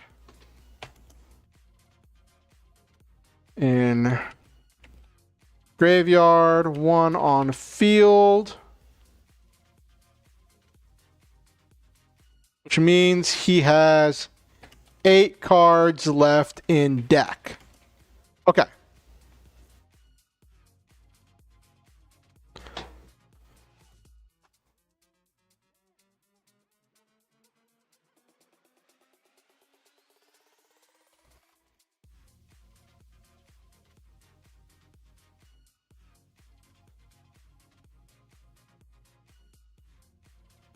Okay, so plays Evolution Justice Robo.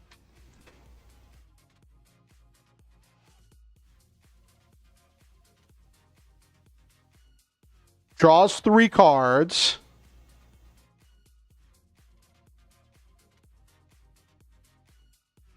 So he has 3 cards in grave.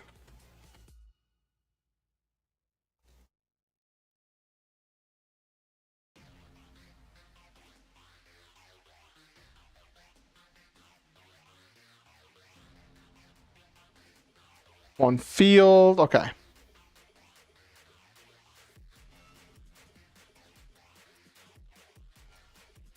Makes Evolution Justice Robo his champion.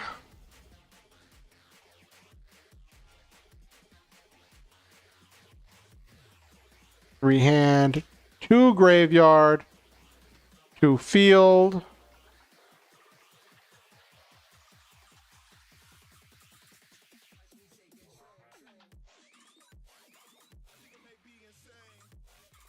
Okay. At this point, he has drawn 1 card for turn, then drew 1 card. So he's got 5 in hand, 2 in graveyard, 2 on field, and then they clash.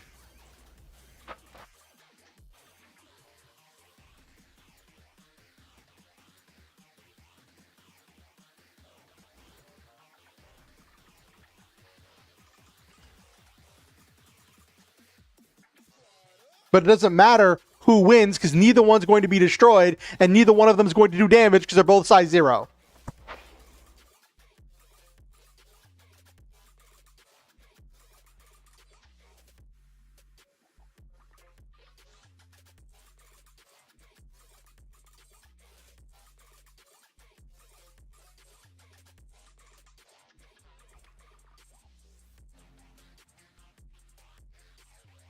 They're both champions.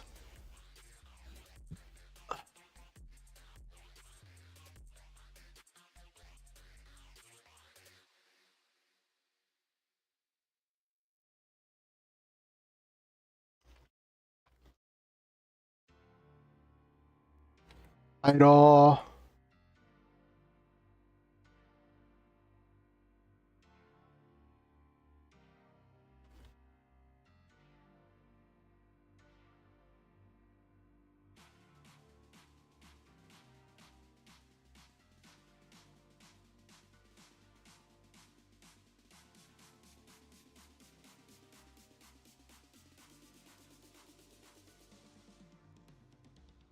Makes her his champion. Uses their effect instead of playing a second card.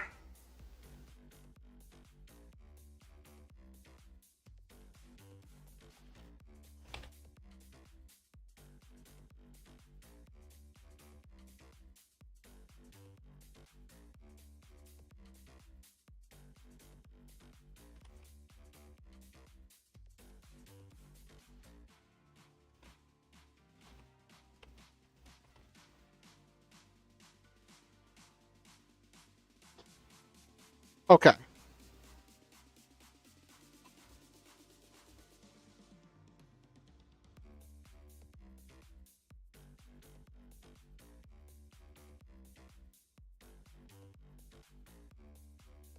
They clash. And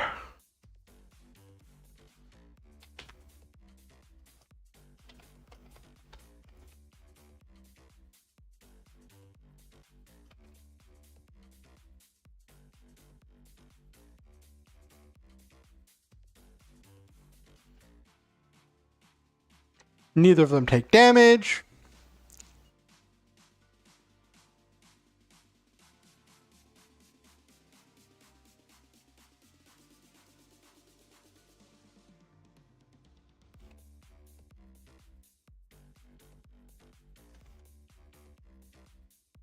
Okay.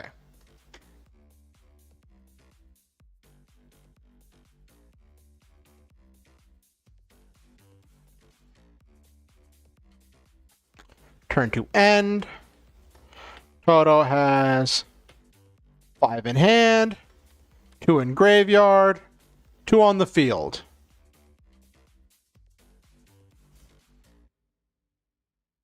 Arkan has 6 in hand, 0 in graveyard, 1 on field. Okay.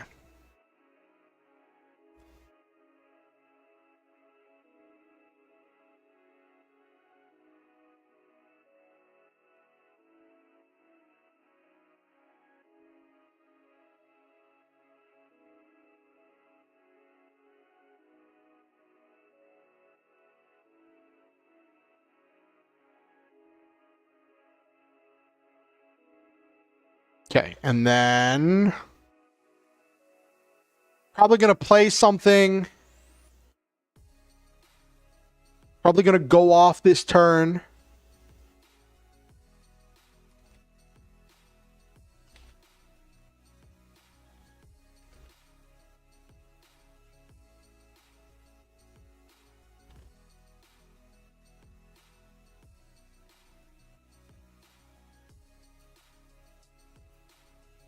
Magical Girl Princess Cure.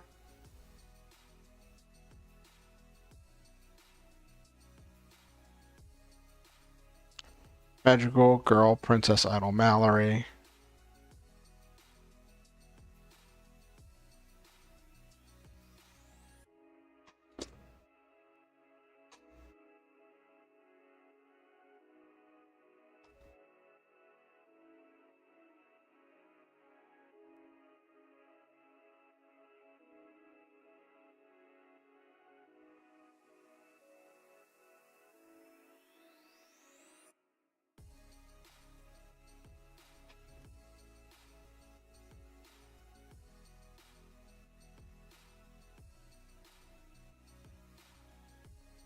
This one is going to do the building points.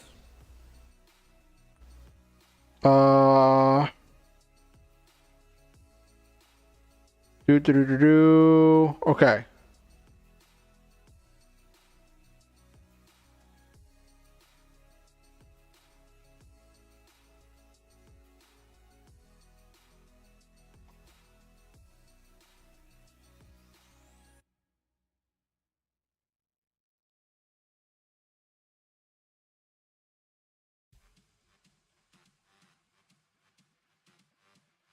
Okay, costing. Okay.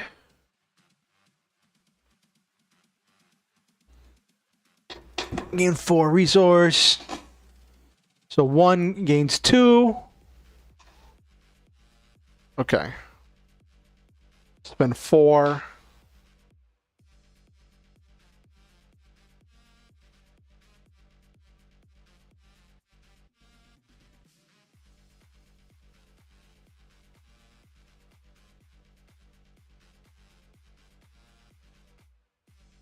Okay. Here we go.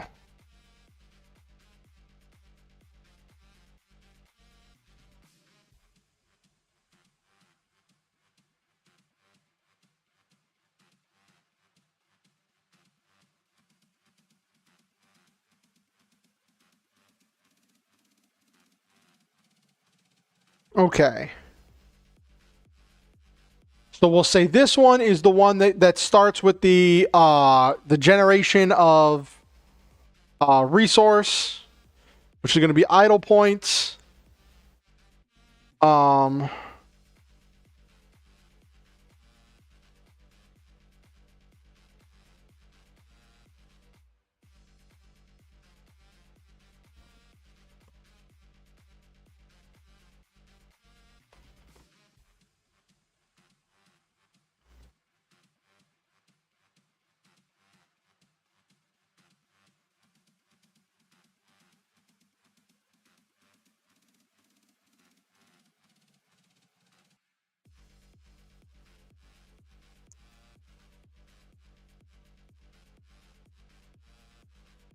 oh, gain 4. Okay.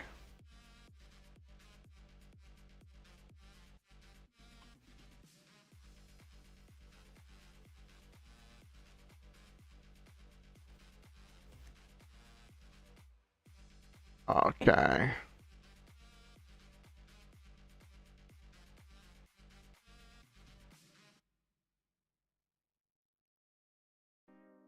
Give strengthened. Okay.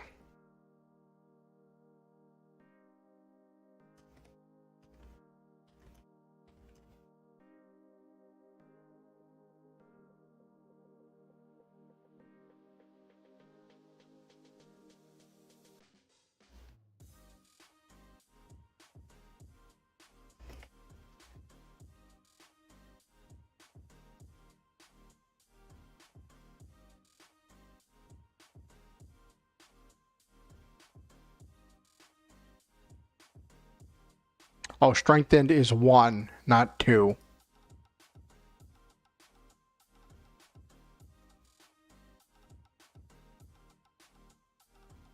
Okay. Magical Girl Princess Cure is going to be...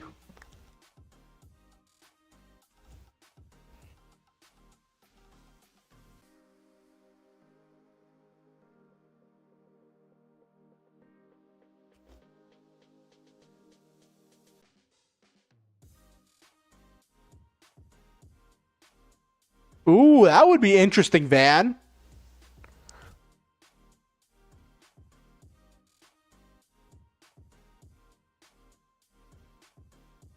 Gains 4 idle points.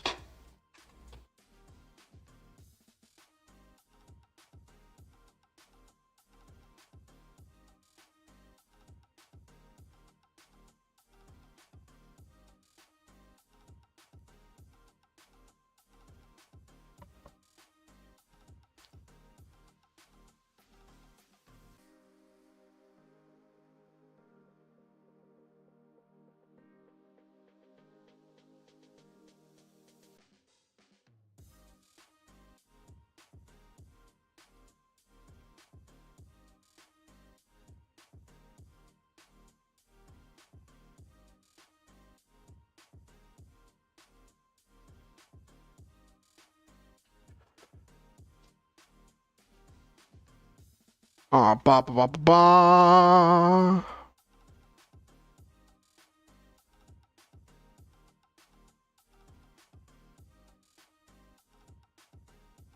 Okay.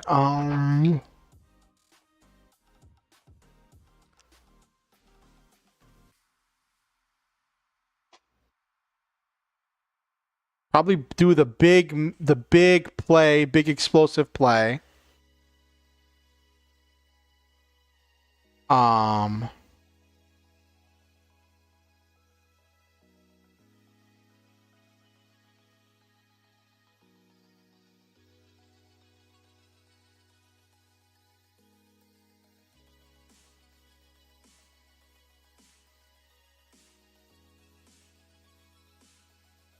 Uh.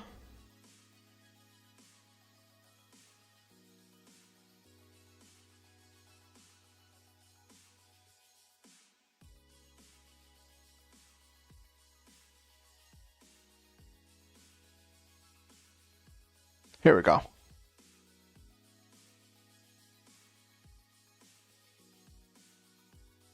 1, 2, or 4 resource to create a weak normal. Okay. So gonna play.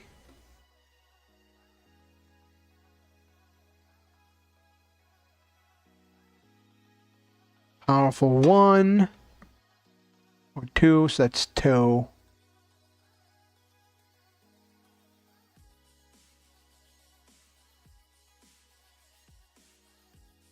Okay.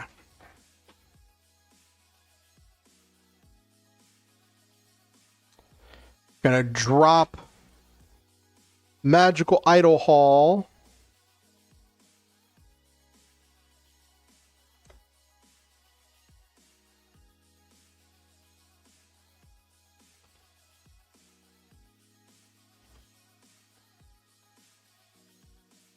Oh, good night forever. It was great having you. I'm sorry if this was a bit wordy and complicated and numbery and game mechanic-y. I know that's not exactly your bag, but I was great to have you forever. It was great to have you.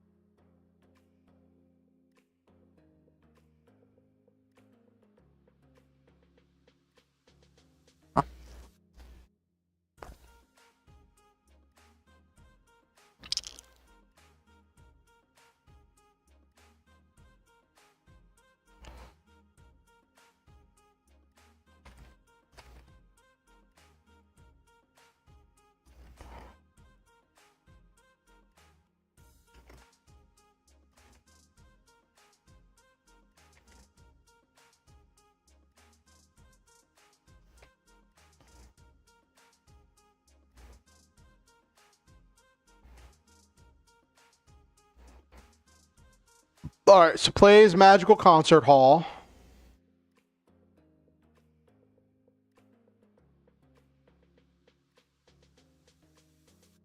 And then gonna use...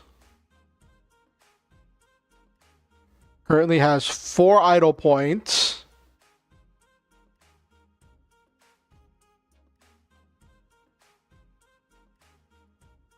Gonna pay 2 to activate Princess Cure's effect, going from size 1 to size 2.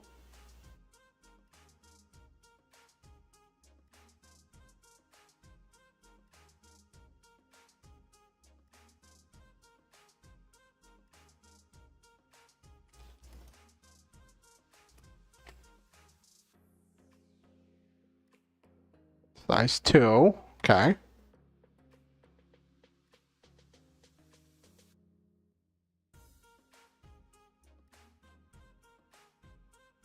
Okay.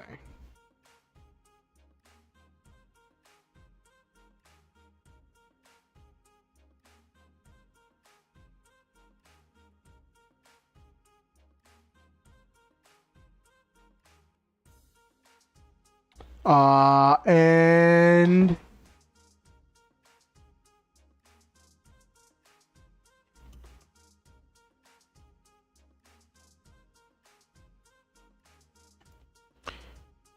change champions to Princess Cure.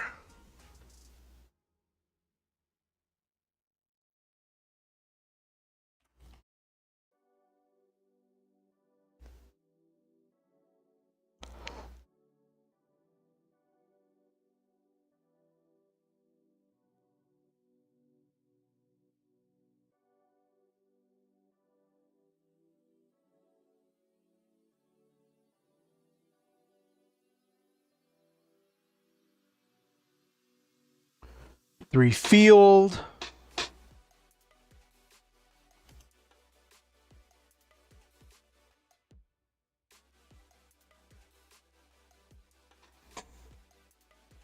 Five nobility. 4 idle points.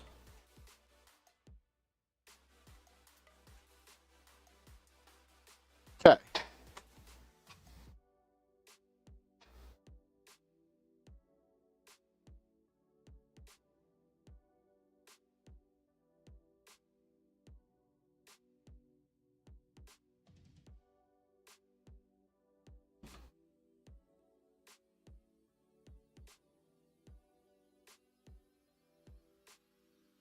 Ba, ba, ba, ba, ba.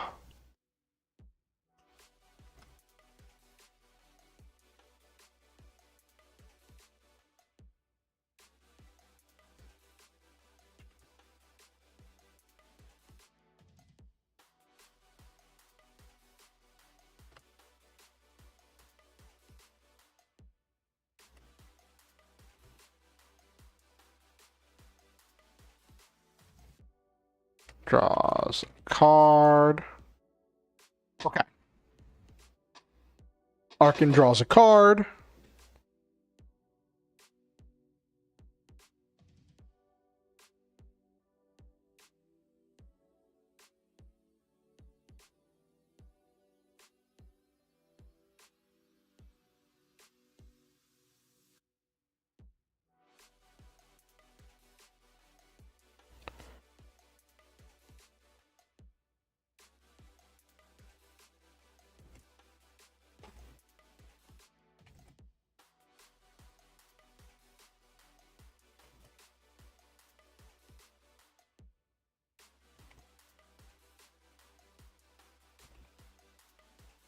Using Concert Hall's effect. So turn 3 end. Okay.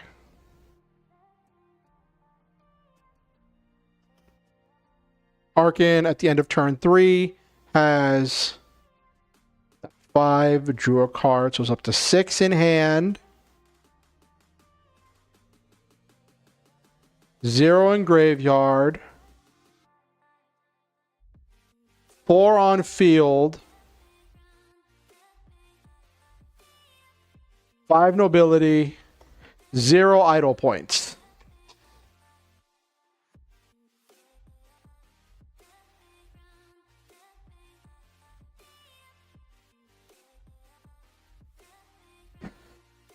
Five, 8. It was 7.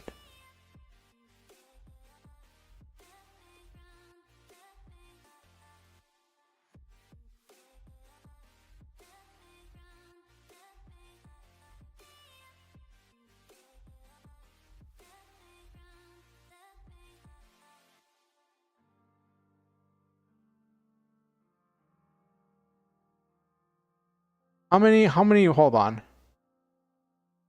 Turn 2. 8 cards left in deck. So it's 6 cards in hand at the end of turn 1. 7. 8 cards left in deck. 8. So that means 7 cards left in deck. 5, 8. 7 cards left in deck. Okay. 7 left in deck is only actually 6 left in deck. Because 4,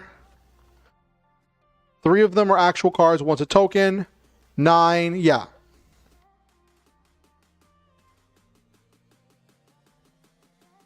Has 5 in hand, 2 in graveyard, 1 in field,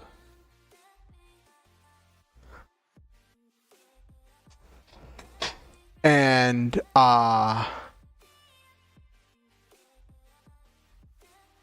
7 in deck.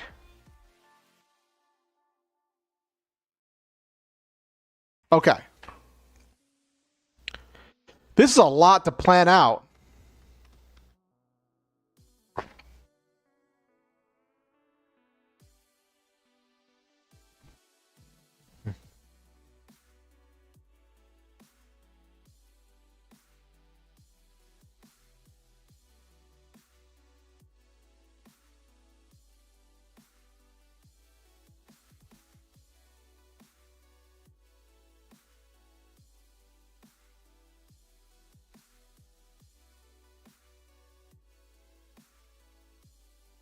He should have discarded to play something else. He should have discarded to play a second warrior. Okay.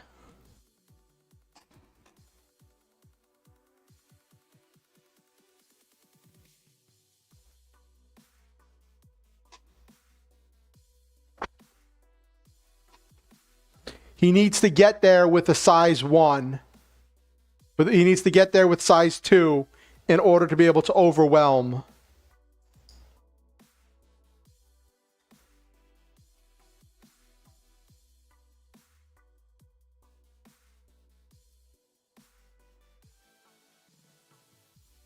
His only size 2 warrior is his ace.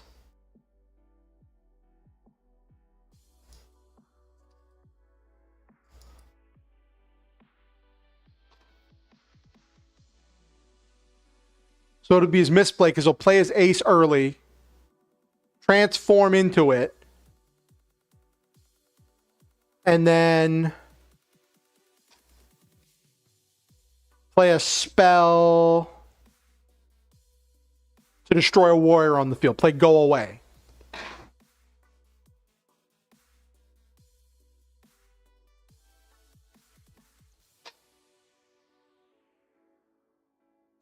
Well, this is like a teaching fight, so I'm planning out the turn. So he's going to play Go Away to destroy the champion.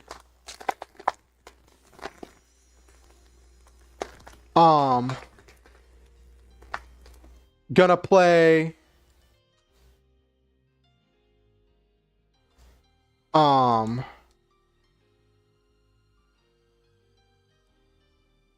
you got to misplay, cheat, destiny draw. Exactly.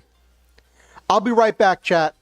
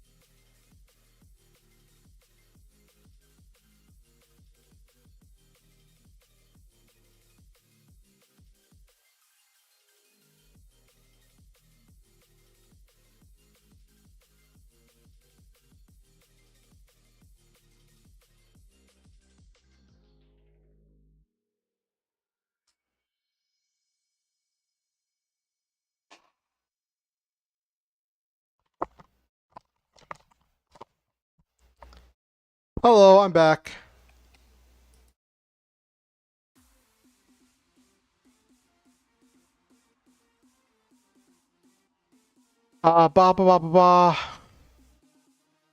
Strengthen a size 1 warrior. Crash into enemy, then swap champion and destroy with champion. Could do that.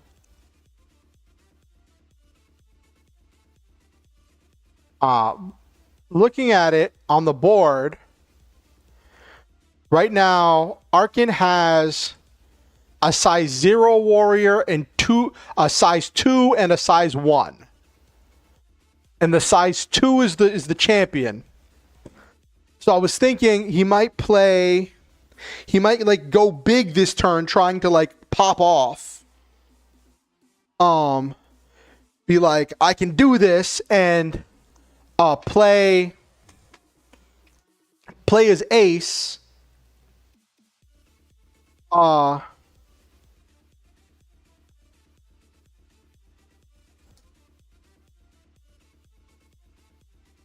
Actually, hold on. I'm gonna back up a second.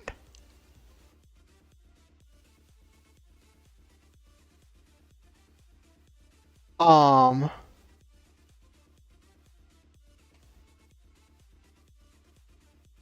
gonna say Arkin to demonstrate the discard to play a third card.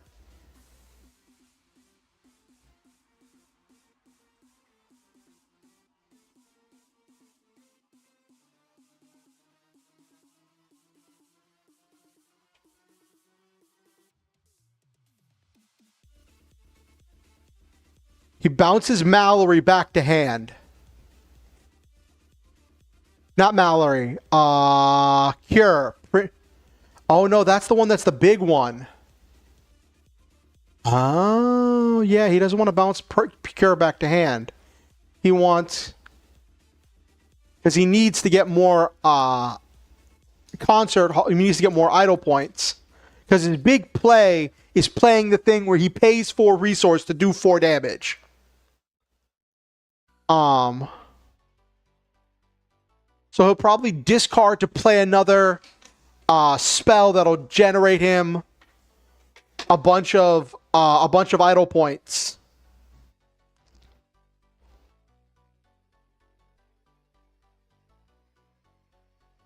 No, save that for later.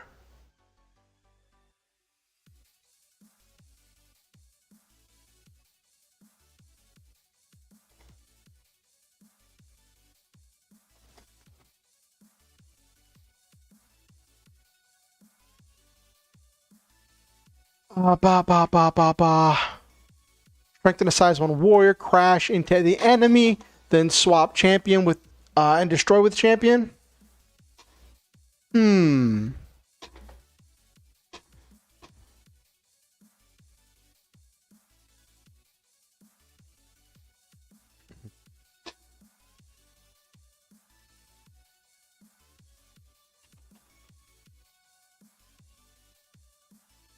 Draws 1 card for his turn.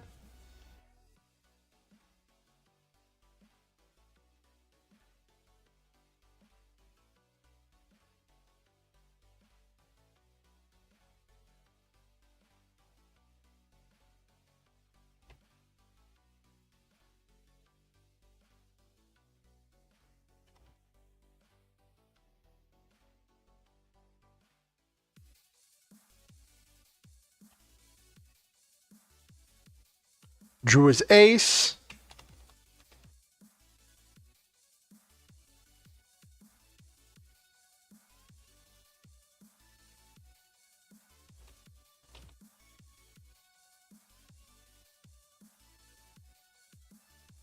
What's it called?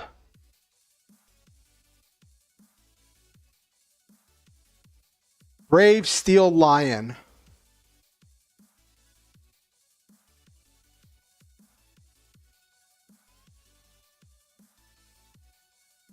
Plays Drew his ace. Plays Brave Steel Lion.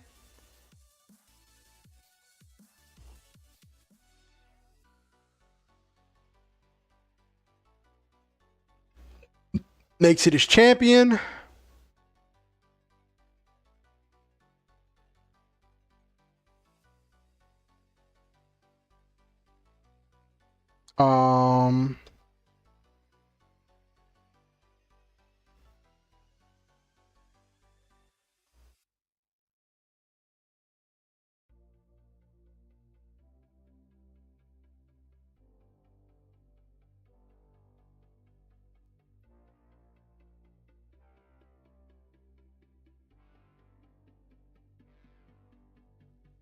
Destroying Arkan's champion.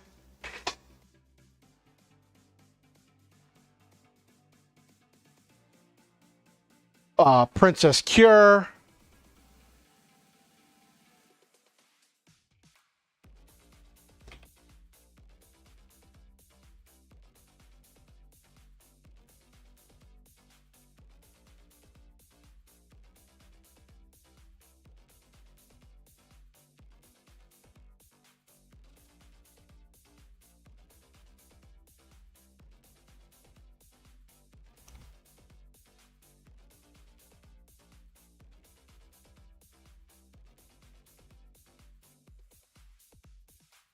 Which means he has the size 1.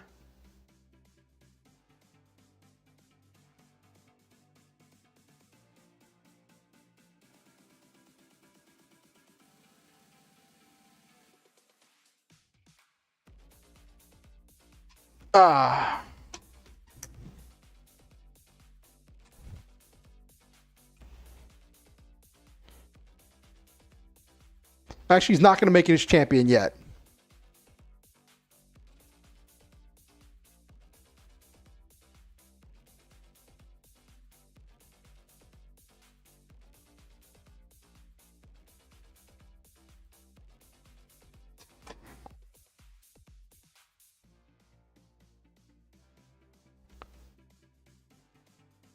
Yeah, that'll work.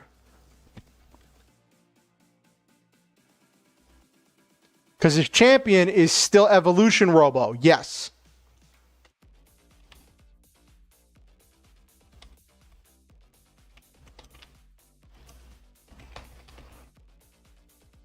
Attack Mallory.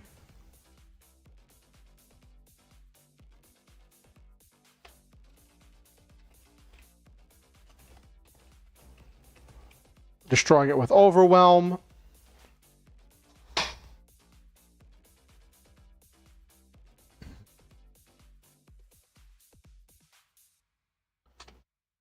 Has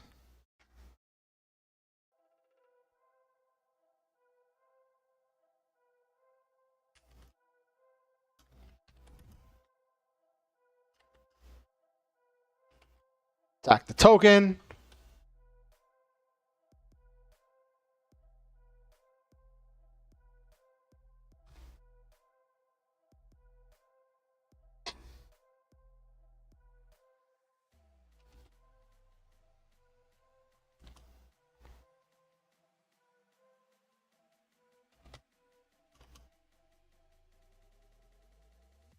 And then he can still play from his graveyard. How much does he have?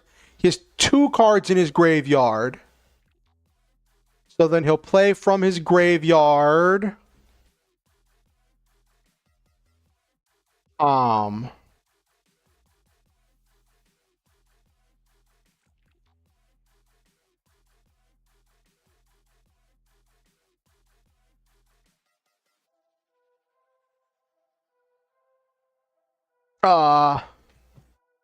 Ultimate Drill Breaker.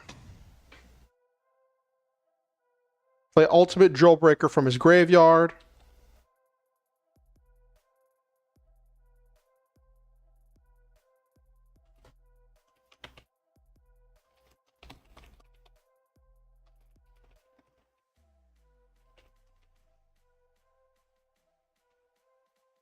His graveyard.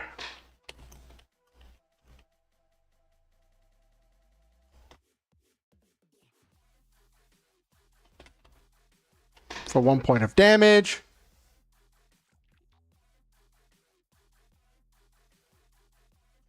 Healing him for 1.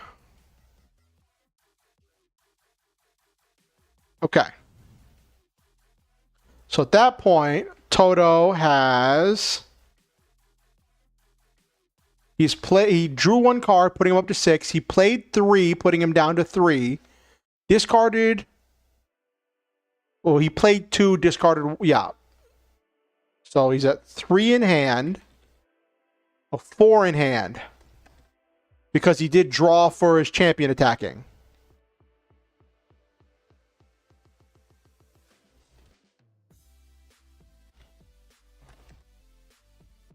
Draws for champion attacking. Now I see why Yu-Gi-Oh! Did montages sometimes. Like, you remember in Yu-Gi-Oh! Sometimes they would do montages of battles where, like, you would have a battle, they would, like, skip to, like, when they were, like, at, like, 1,000 life points left or something. In different board states. It was just, like, whiz past real fast. And Vanguard battles took, like, multiple episodes.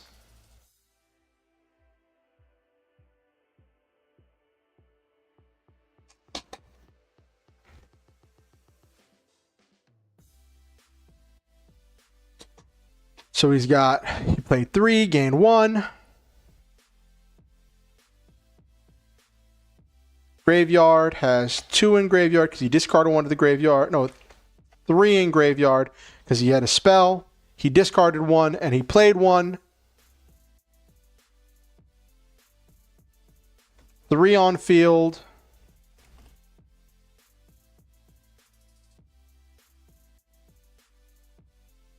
Yep, definitely Nabiru, definitely.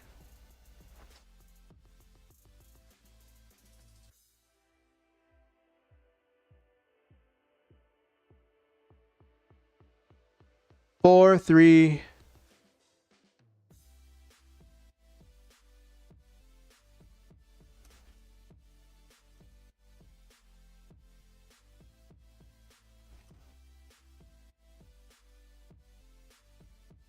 Five in deck.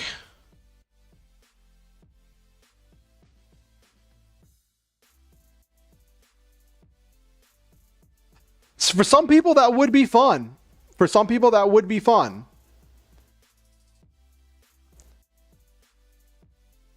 Oh my gosh.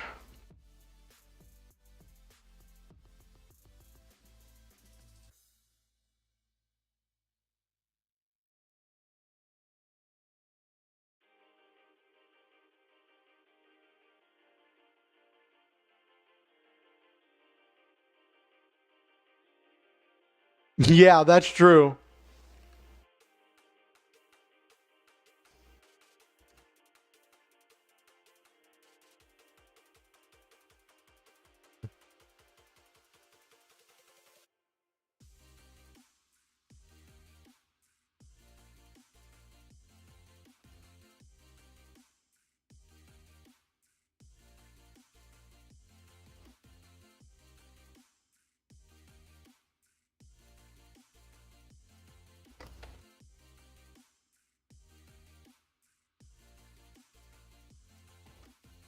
Six in hand. 2 in grave.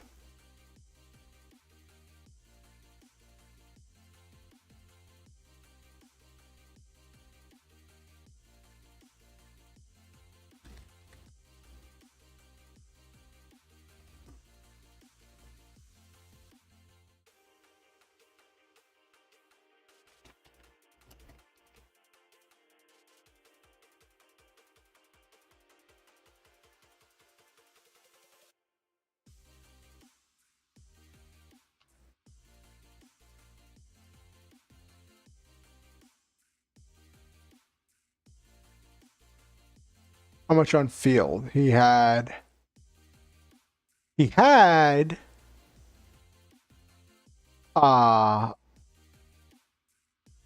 on field. But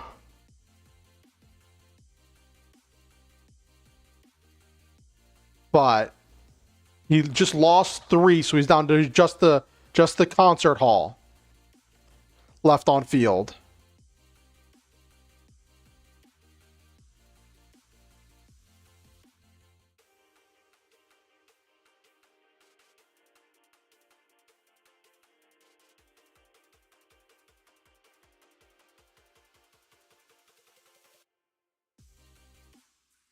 Okay.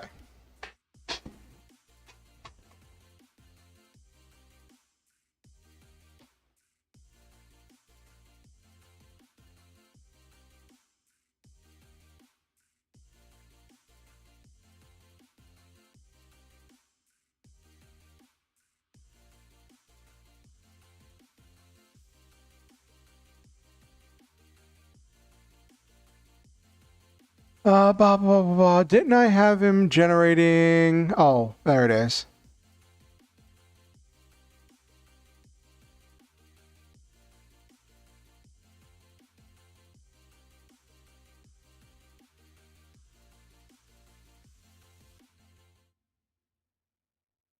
There we go. Blah, blah, blah, blah, blah.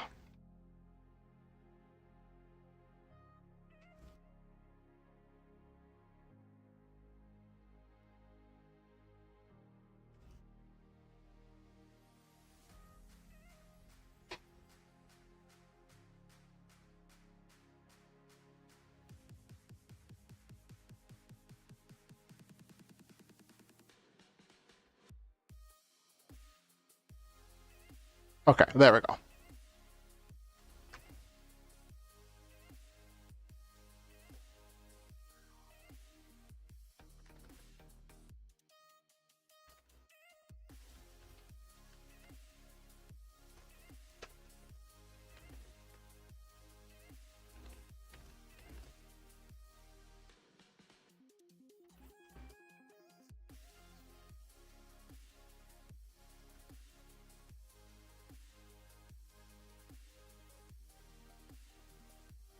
Draws a card for turn.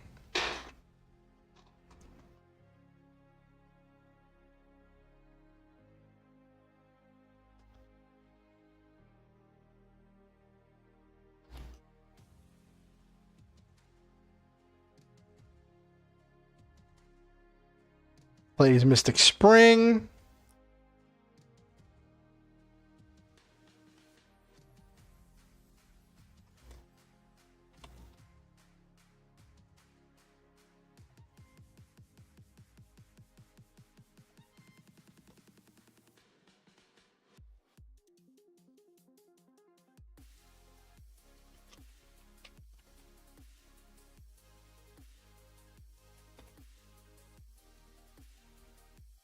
Six idle points.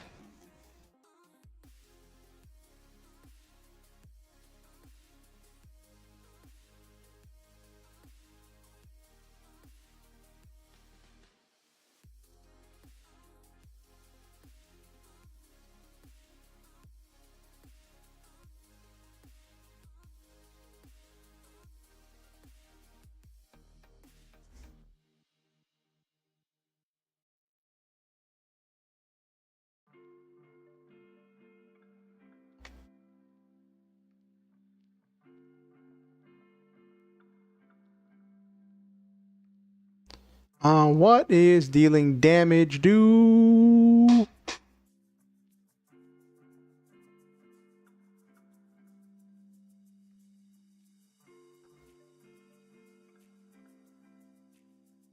Let's see. Powerful for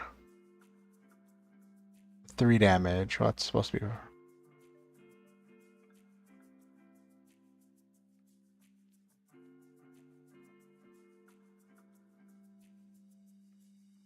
Okay.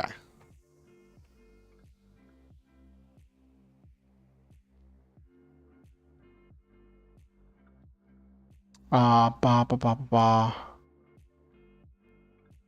That was not the button I wanted. That was awkward. I almost hit end stream. Oof.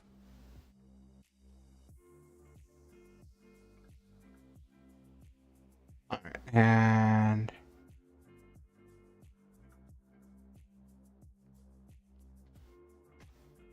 okay.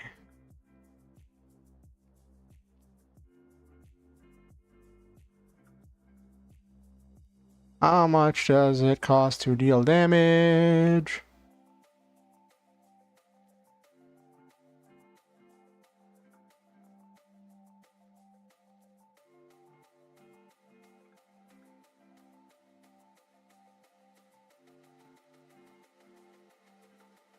Here we go. Damage each turn, powerful to consistent for 1 damage. Okay.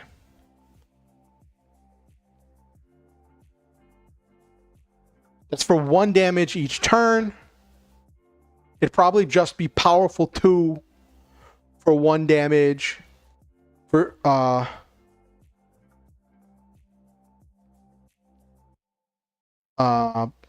Probably powerful 2 for 1 damage. So we'd probably say, yeah, 4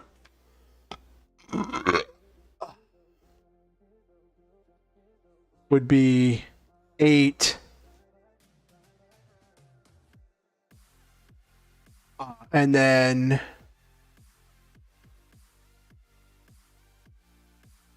well, it would be if I add 1 for each damage after 1. So that would be 3. So that'd be 5.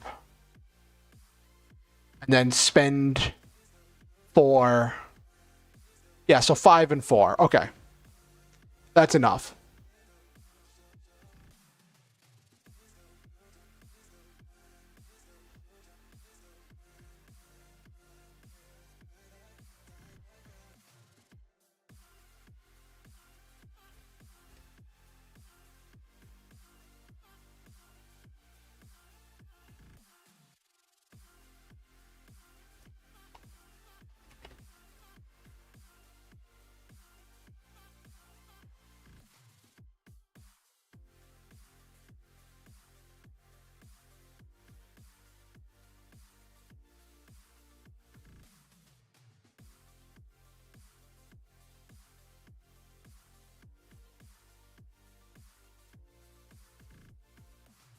Target opponent.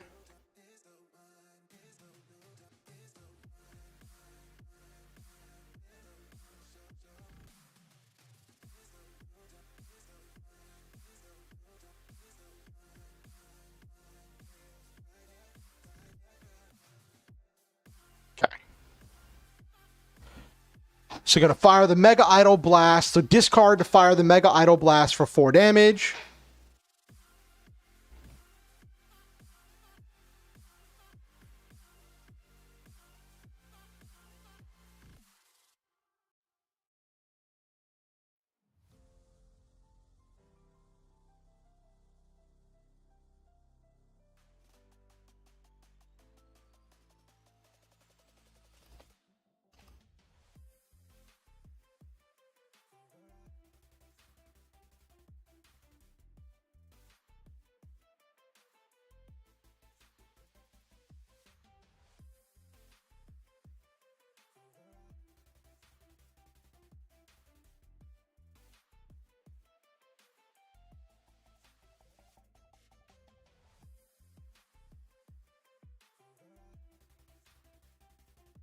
Putting Toto down to 2 health. Putting Toto back in the dangerous position.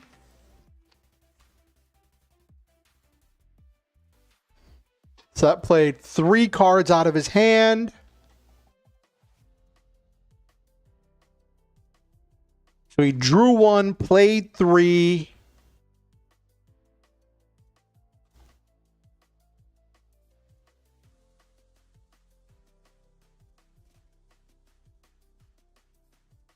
Drew 1, played 3. So down 2, so it's 4 in hand. 3 in grave, so 5 in grave. 1 on field. 4 nobility. Gained. So I had 1, gained 6, went up to 7, paid 4, so that's 3 idle points left. And then 5 left in deck. Gonna play a warrior. What warrior would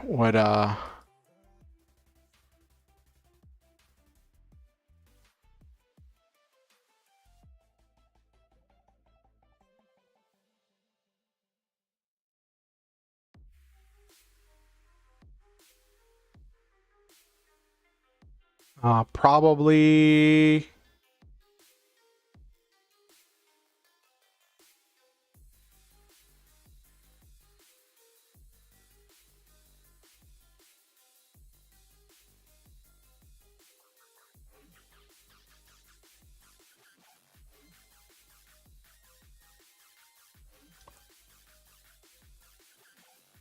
okay, probably a How many warriors have I gone through so far?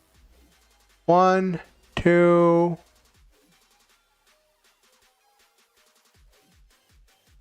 So I gotta play the ace.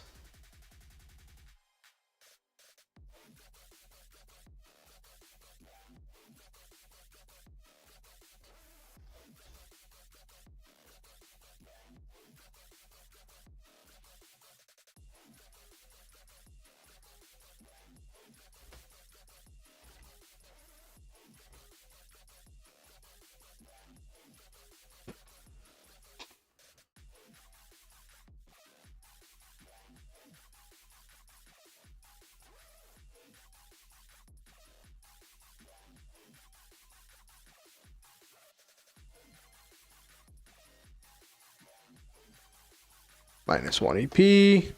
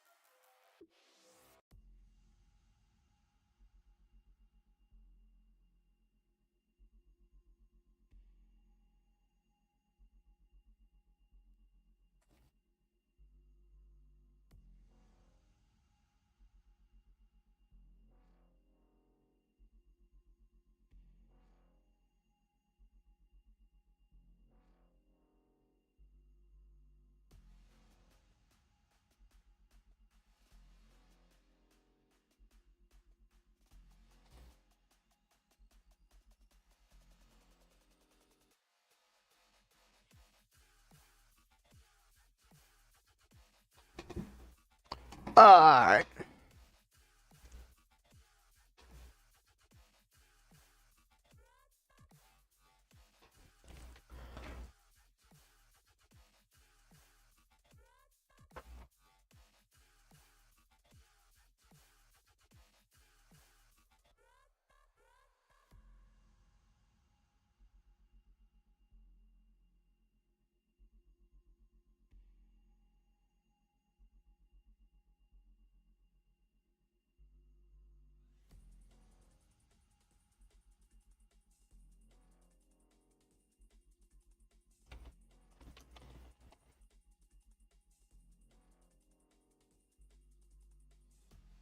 Mega Princess Idol Serena. That's going to be the big play.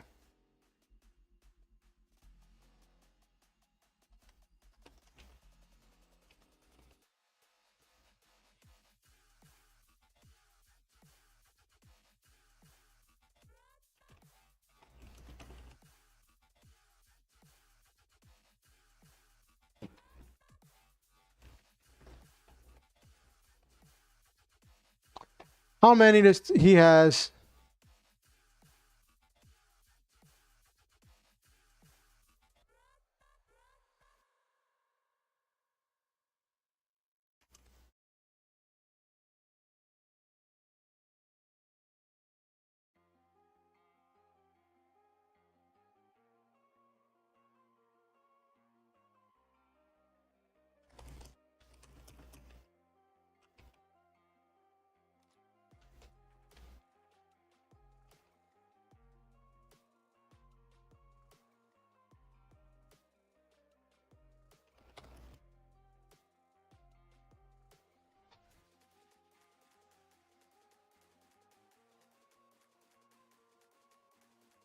Three plus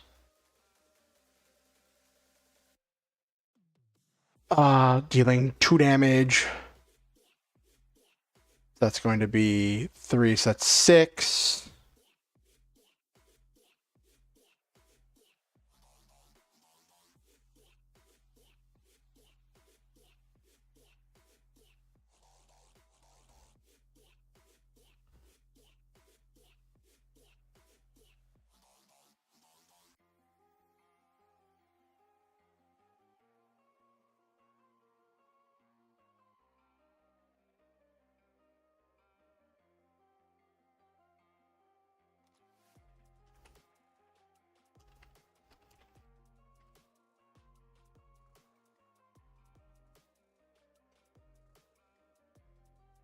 8.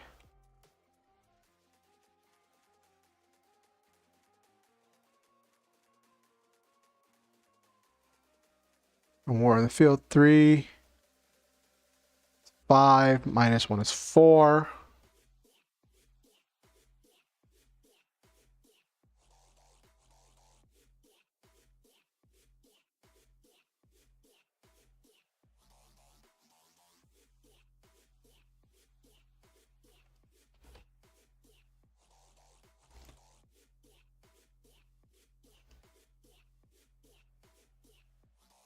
Wait, 2 idle points to destroy 1 warrior on the field. Deal 1 damage to its controller. There we go.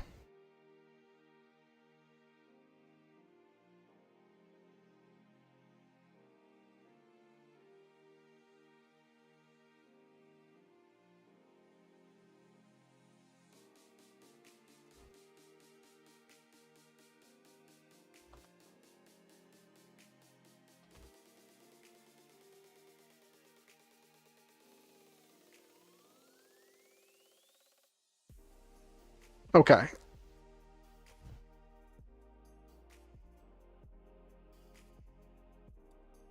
Plays Moon Princess.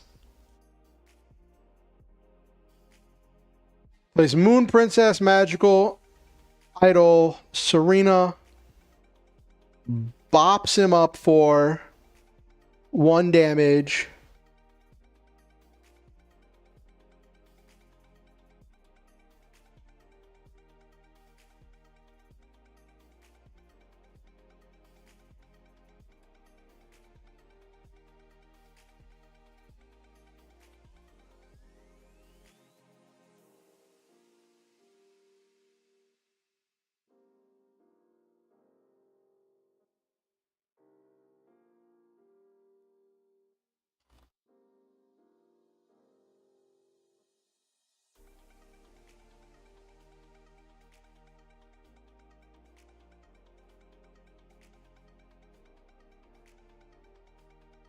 Attacks with it. Who's going to attack? It's a size 1. So probably going to attack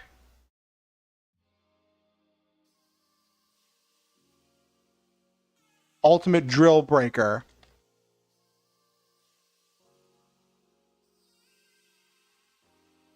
Probably going to attack Ultimate Drill Breaker in order to get it off the field. To cut off the life gain.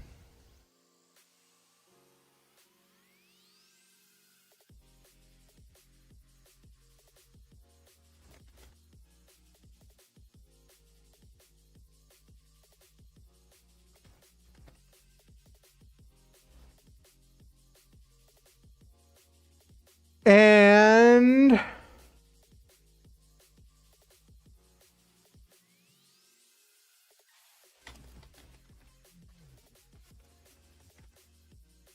sending it back to the deck.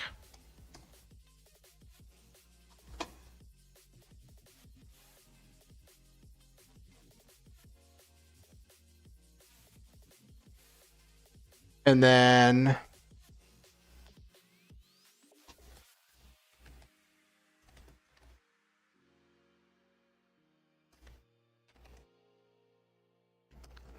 draws 1 card for his champion attacking.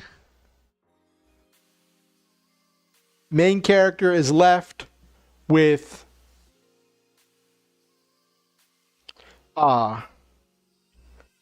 dangerous situation. Main character is left with dangerous situation in 1 card, 1 HP left.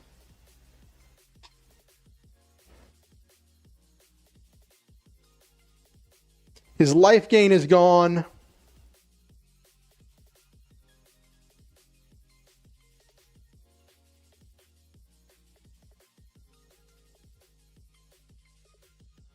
Okay, he has 4 in hand, 4 in graveyard.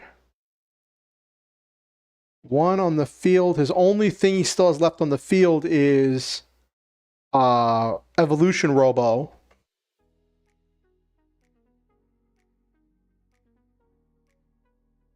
One nobility.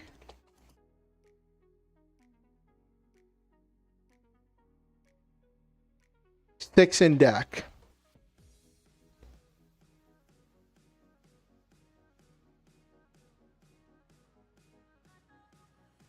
Then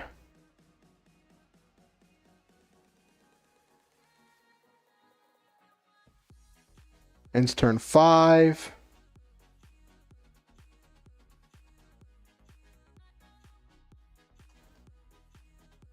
Has played and then drew a card, so it's still 4 in hand. 5 in grave. Now 2 on field. 4 nobility.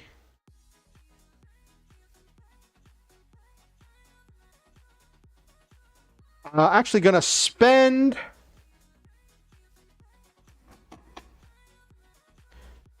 want to spend that last... Spend that last idol to put a size 0 on the board? Yeah.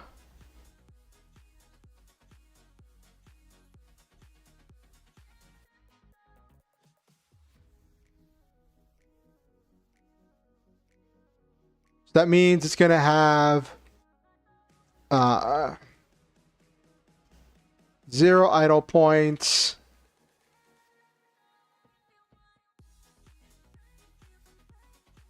And 4 in deck.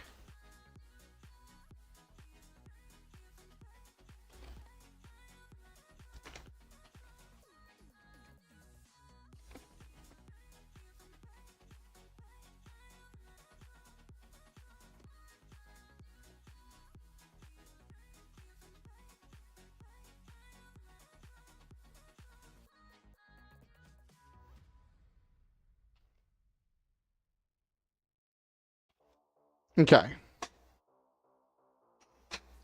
So Toto needs to go all in this turn. He's at 1 life, and he has to find a way to deal 4 damage. So what's he going to do? He's going to go all in.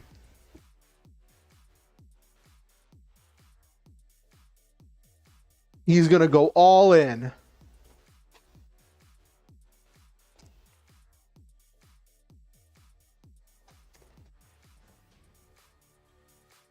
Start turn 6.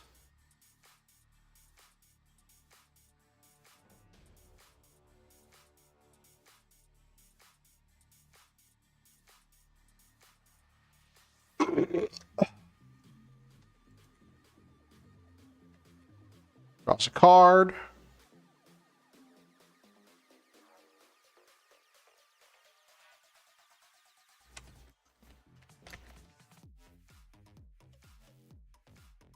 Top decks what he needs. Okay, so he's got 5 in hand. What's his play? His play should be probably play some item that enables his warriors to attack multiple times in a turn. Some kind of like a big attack.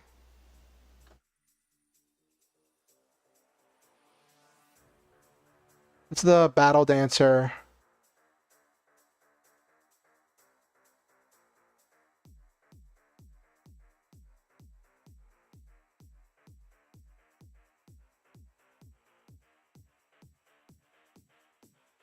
Yes, that should work. Yes, okay.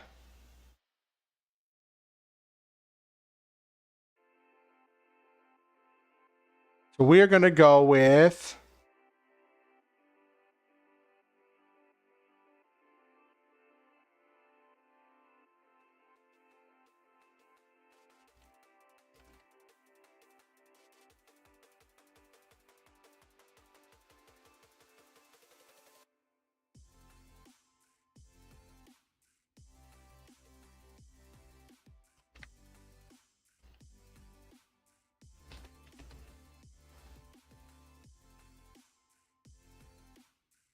That's one.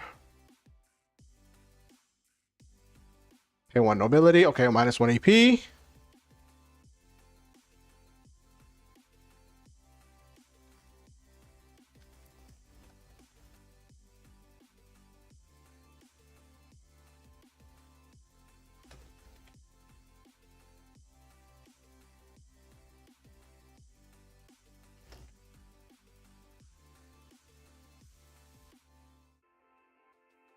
That's consistent too because it's powerful too, consistent too. It's every turn.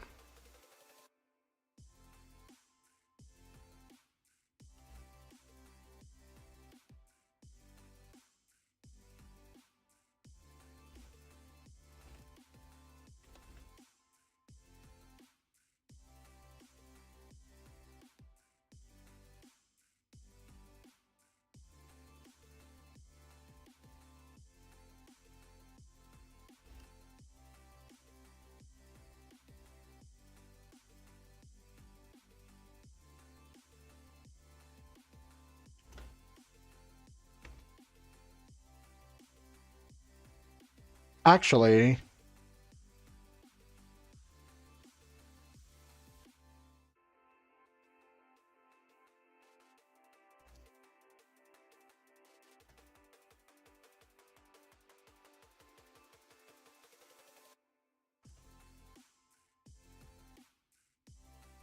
inconspicuous, which means it can't be attacked as long as there's something else to attack on the field. Yeah.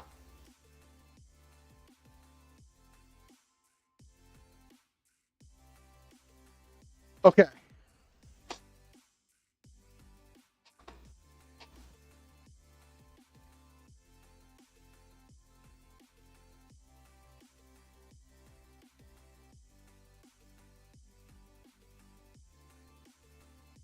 So he's going to play Banner of Justice.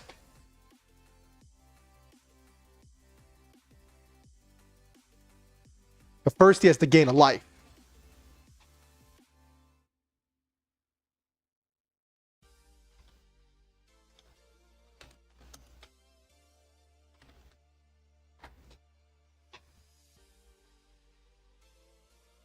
First he plays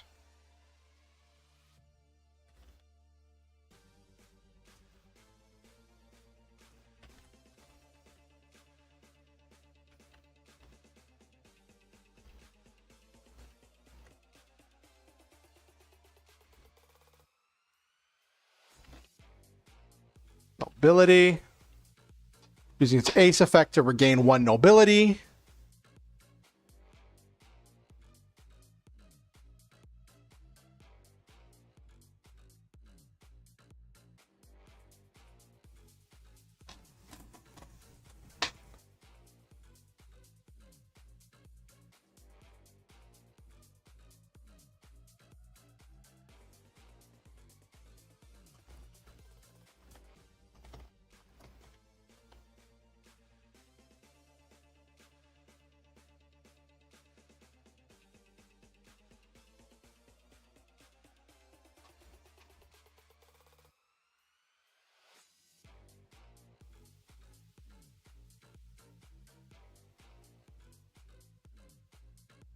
Banner of Justice. That's what he's going to play.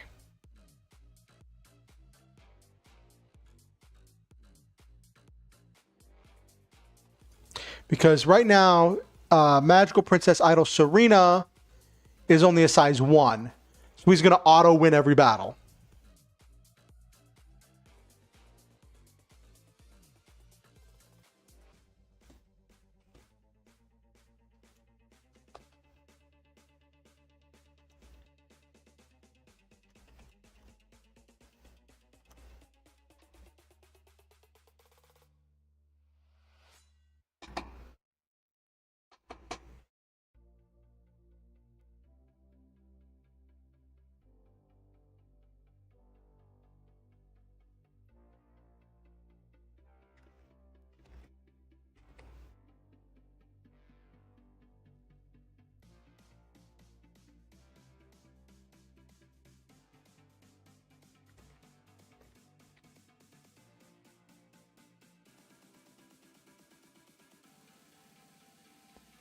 Um,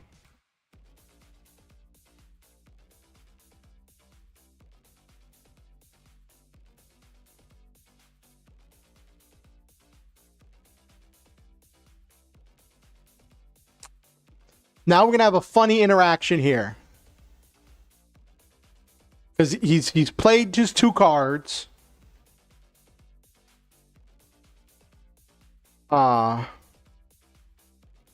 One. I keep saying life when I mean nobility.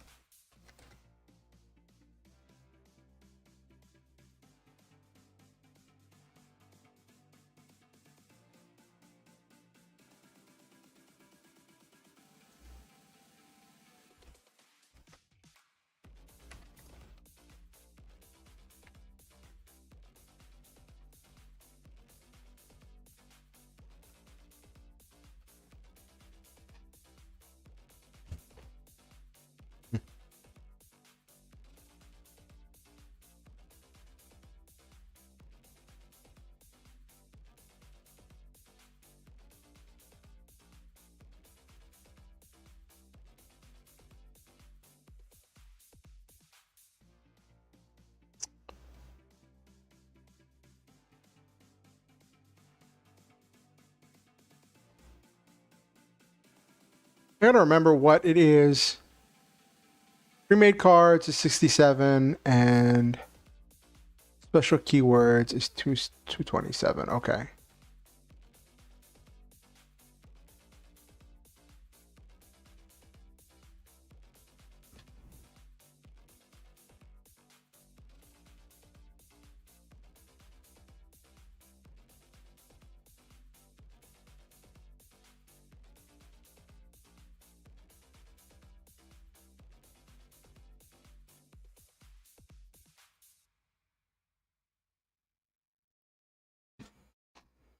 Ba, ba, ba, ba, ba.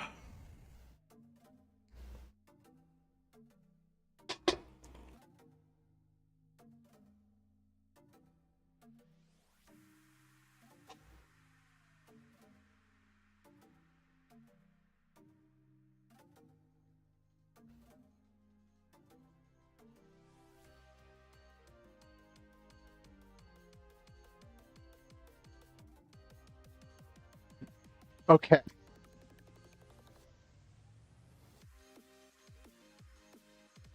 Yeah, this is gonna get silly. So because he's not gonna go down without a fight.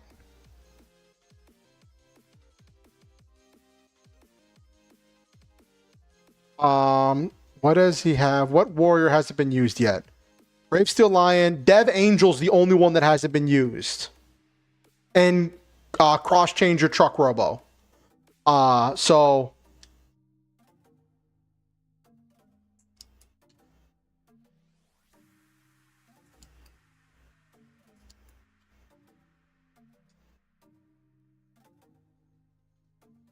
So this can be really funny.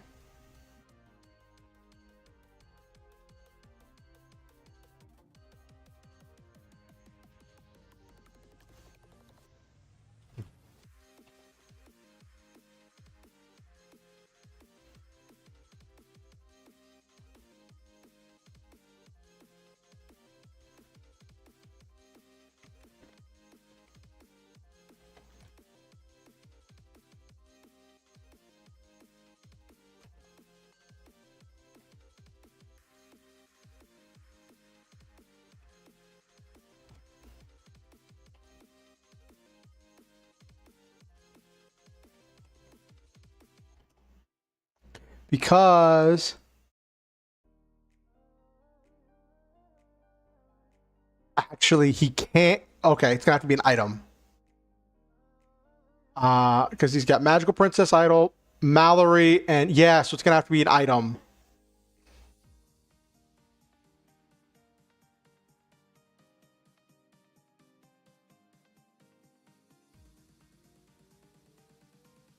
Oh, for one consistent. Okay. How many items have I done? Warrior, warrior, item, incantation, incantation, warrior. So yeah, still have the item.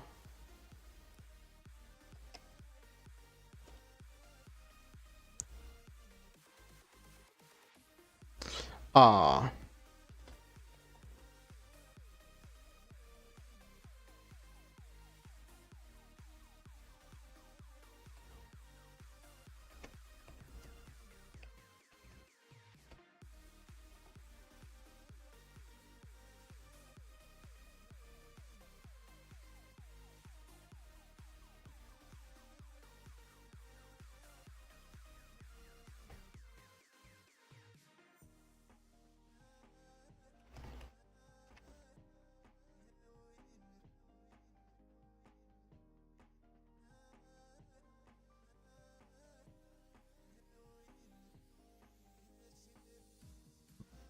blocker 2 EP.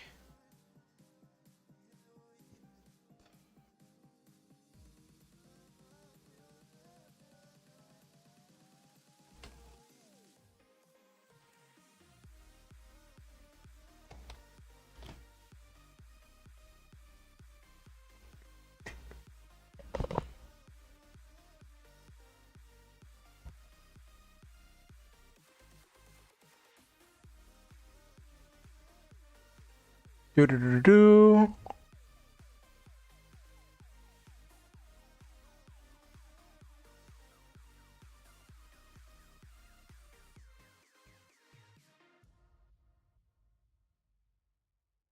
Okay, so he's gonna get a mini Gores with magical wall.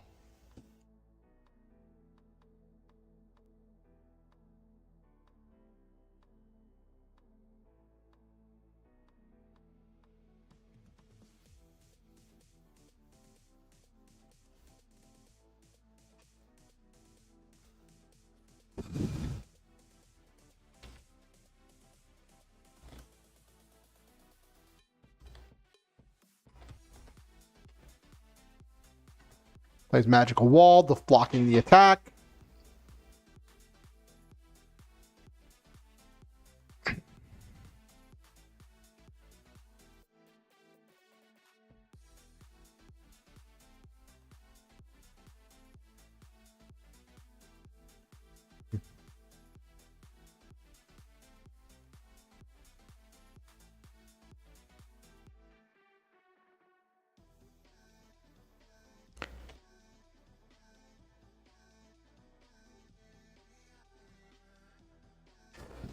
Okay, so he played one. Played that from the graveyard. Plays that from his hand. So he's still at 4 in hand. So he discards a card.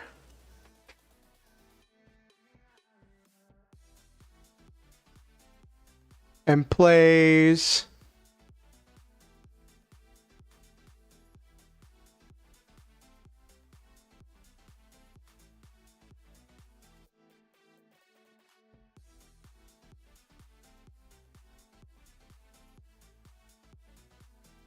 Either one of them works.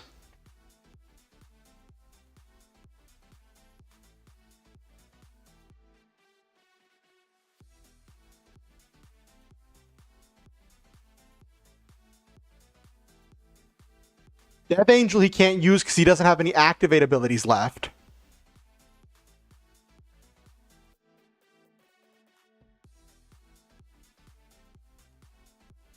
But if he, how would he do this?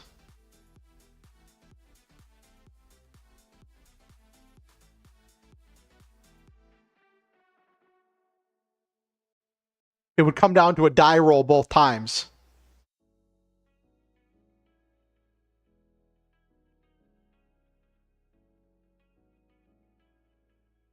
Drillbreaker got sent back to the deck. Brave Steel Lion is on the field. Evolution is on the field.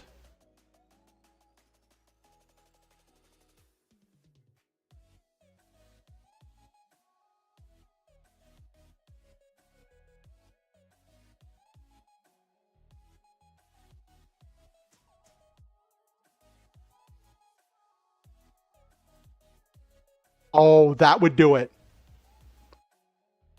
That would do it. Okay.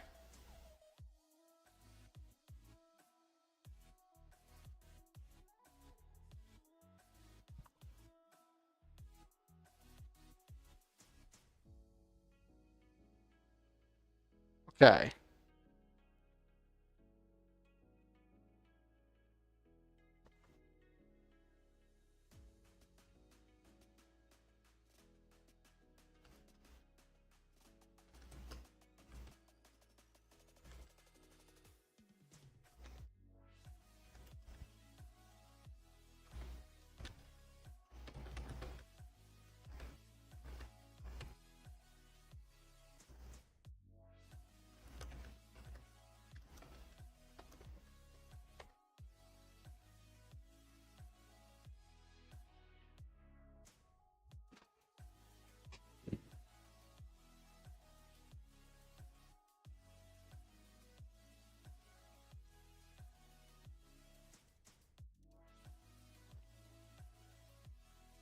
Creating 2 size 1 tokens. Okay.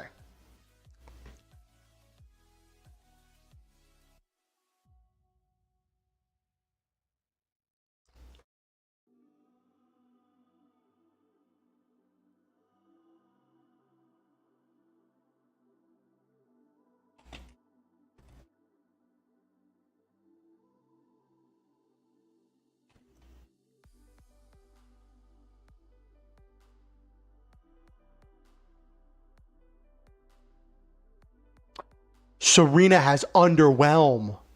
Oh, that's funny. Let's misplay it. Let's misplay it.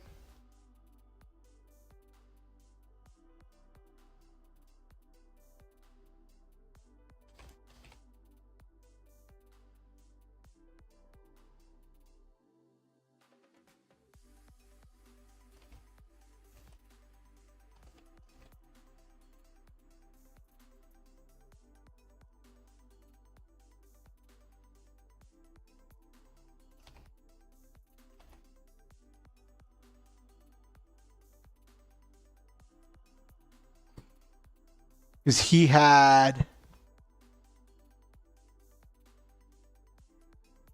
1 card on the field, which was Evolution Robo.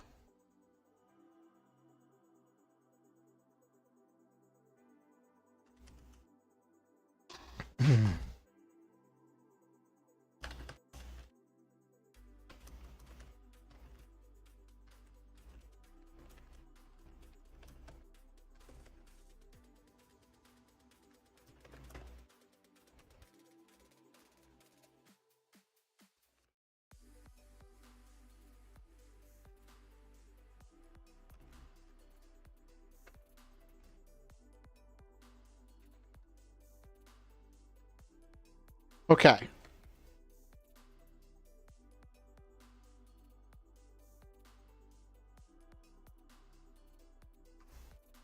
Oh, let me save this. Let me save this.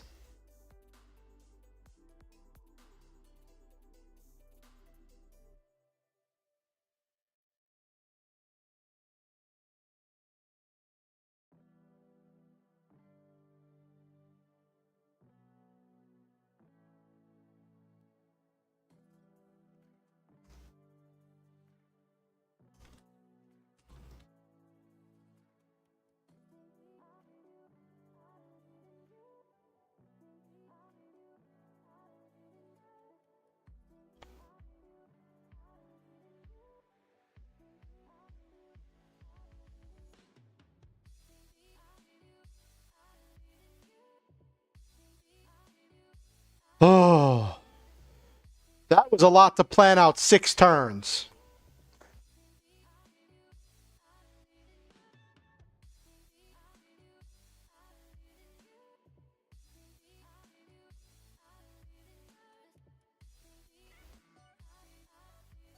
Ooh. That was a lot of back and forth. Toto had to pull a big win there.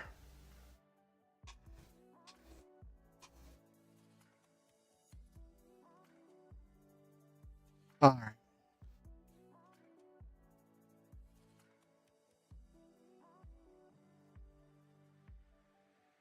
Yeah, it really did. I have to actually write it. Now I had to plan out the moves. And let me look at what the final stats are. Okay, so Toto drew 1 card, and then he played 3. He played 1 from his graveyard.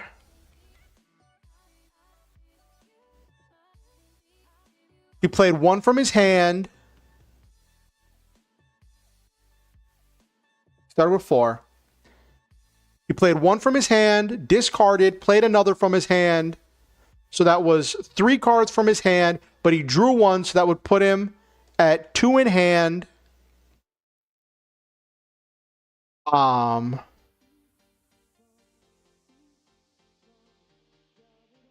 He discarded a card to his graveyard, and he lost a card to his graveyard. So that leaves him still at 4 there. His field had 3 units on it. 1 nobility. 2, 6, 7, 8.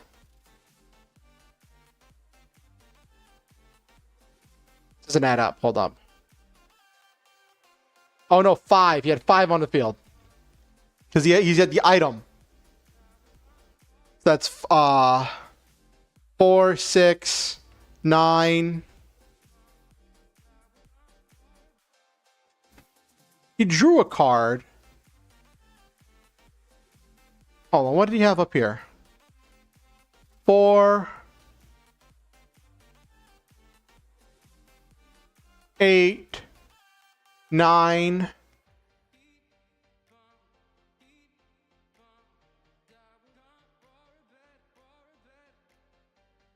Oh, there's 4 on the field. 3, 4, yes. And then 3 of those are cards. 3, 8, 10, yes. So he's down to 5 cards in deck. Oh. Now I have to figure out how to actually write this into a narrative. I literally was putting together Arkin's deck as I went. I'm very glad I put together most of Toto's deck, so I had an idea of what I was doing with like his cards. But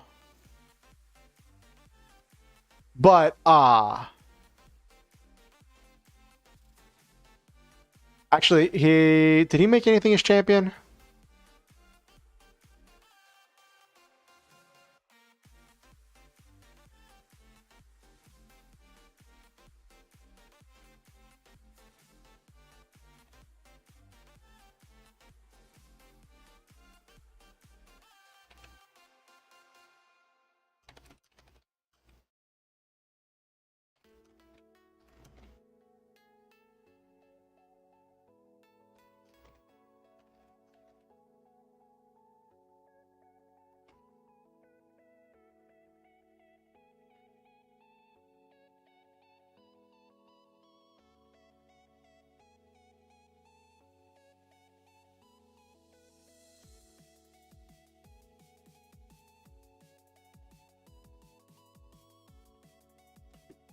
Oh, okay.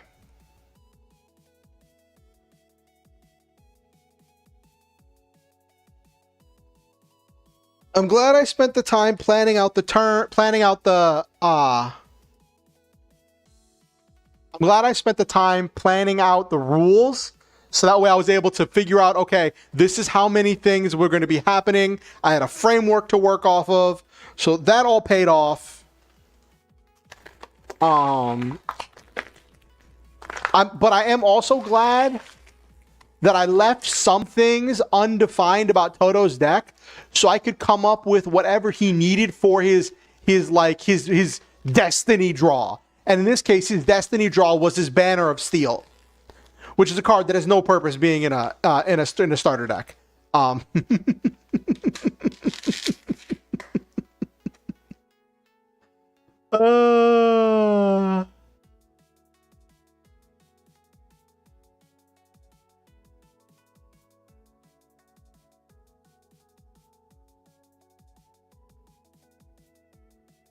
But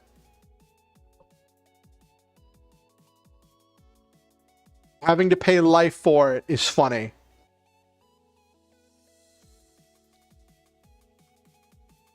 And that just adds to the whole thing about the zombie feel for it. And you saw like Arkin using this big powerful power play that cleared his board and did massive damage and was able to whittle him down. If he hadn't gained that one life off of his life drill, that would have been an OTK.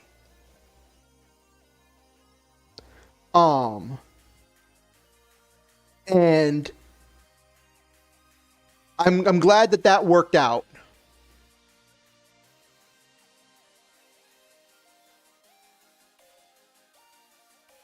Oh my gosh, it's after midnight, chat. All right, I know I said I was going to write this tonight, but I need to get to bed because I have stuff I have to do tomorrow.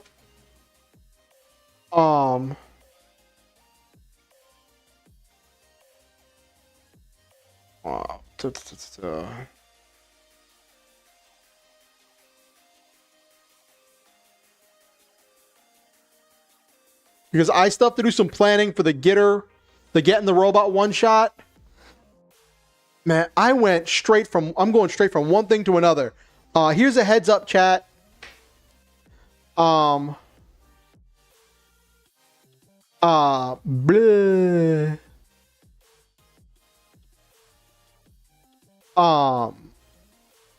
Tomorrow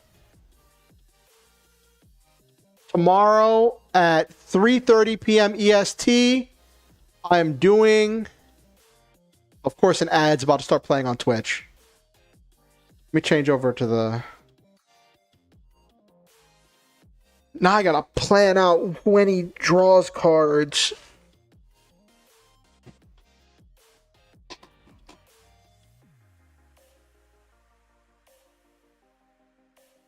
I'm gonna have to go back and plan out what cards were drawn. Because there was a lot of card draw. It's funny because I thought, like, when I was talking to someone earlier, they were like, card draw is going to be super important in this game. So I introduced the champion drawing mechanic. And that seemed to have really fixed a lot of the stuff. Like, nobody went below, like, 2 cards in hand. Everybody drew big on their first turn, and then they were staying pretty steady with card draw. Everybody was staying around like 4. Like, if I look at it, right? They were like 5 and 6 in hand.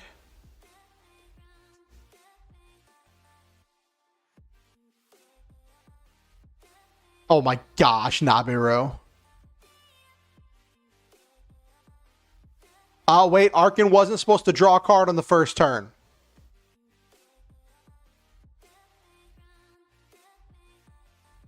I mean, that changes things slightly. 5 cards in hand, 0 in graveyard. 9 cards left in deck.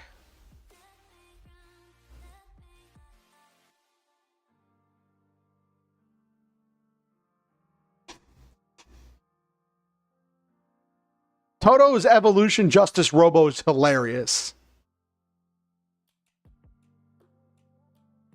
Cheating happens a lot. Oh, don't give me that, Nabiru. I'm trying to keep things as smooth as possible.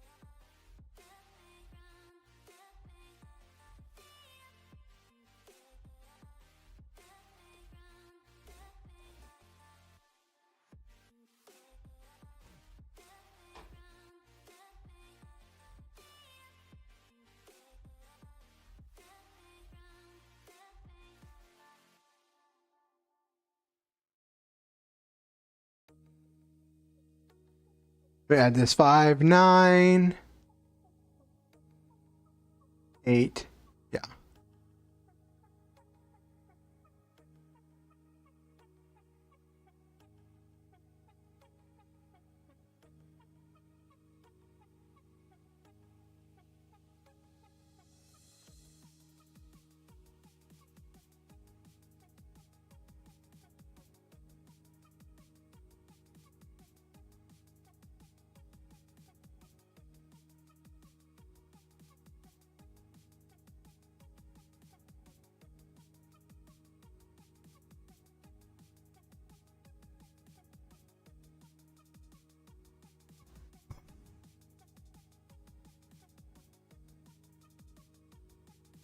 See what this does. So then this drops that down to 5.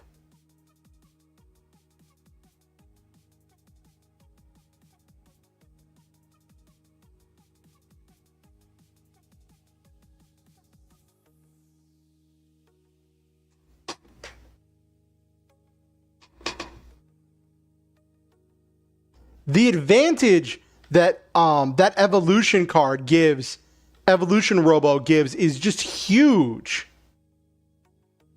to the main character.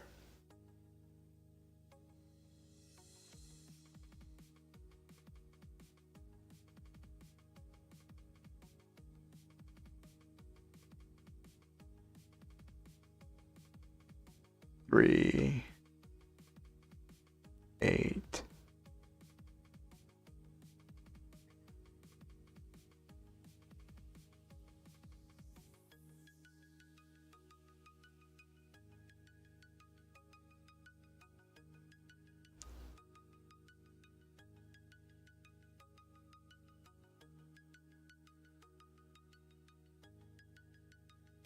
Five.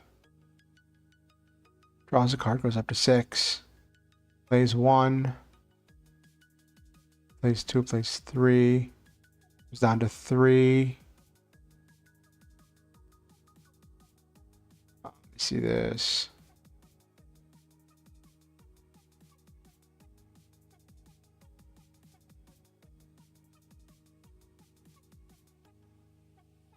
And goes back up to 4.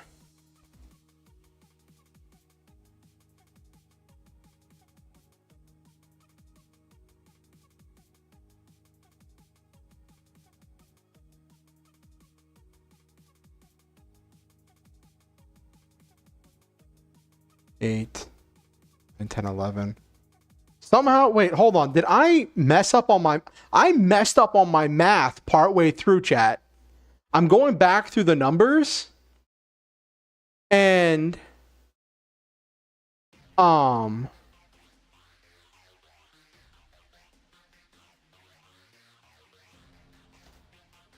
was like correcting all of the numbers for like the number of cards on the field, right? And because it's got the item, Mallory,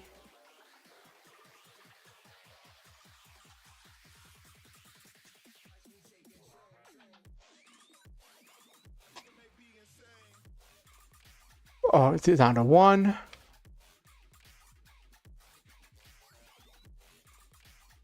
Down to, up to 3. Yeah. Yeah, no, it's funny. I miscounted somewhere along the way, and the deck count was corrected itself partway through.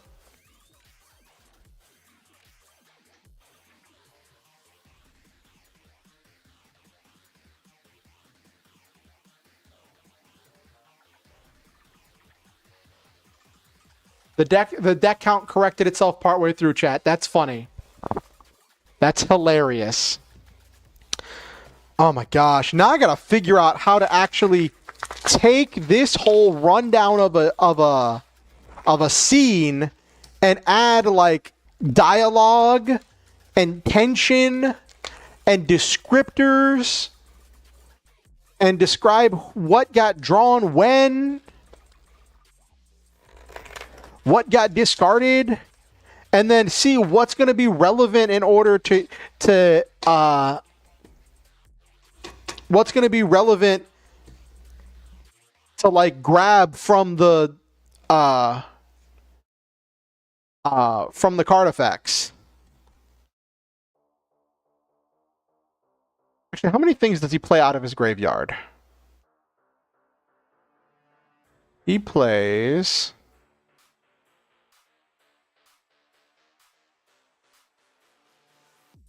one thing out of his graveyard.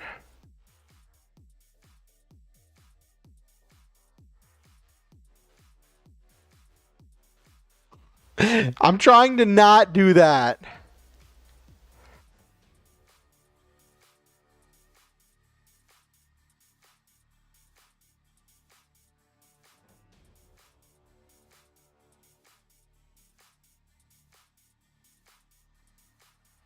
Discard one card to the graveyard.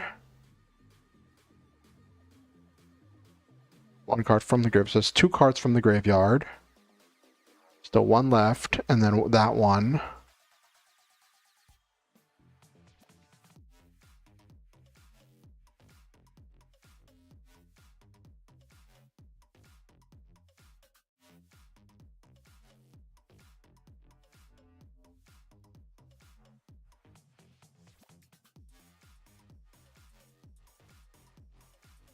Only future me has to make it work, right?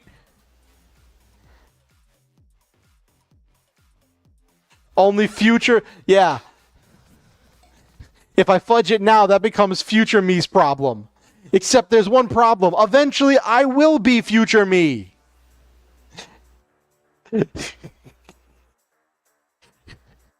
Eventually, I will be future me, chat. Chat, eventually I will be future me.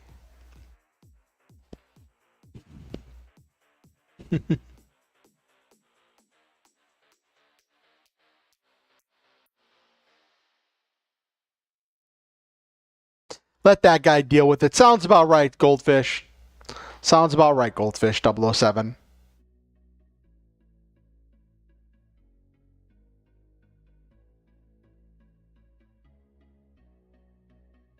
Draw 3 cards.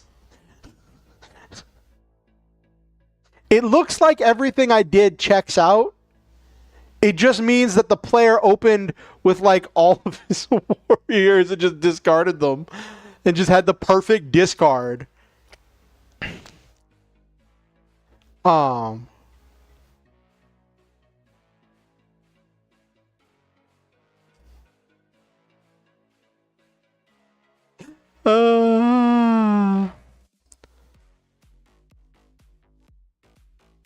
Goodness gravy. Goodness gravy. I was hoping to get done with, right? I was hoping to actually get this scene started tonight, but apparently that's just not happening. All right. So let's wind down for the night. For those of you who don't know, I'd like to speak positivity and joy and love into the lives of my viewers. I like to say positive affirmations.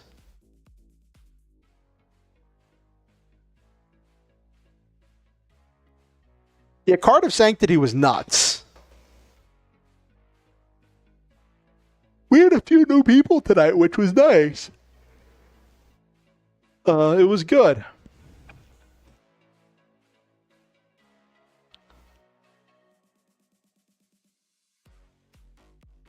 I like how this came together though, because like, oh, let me save Arkan's deck.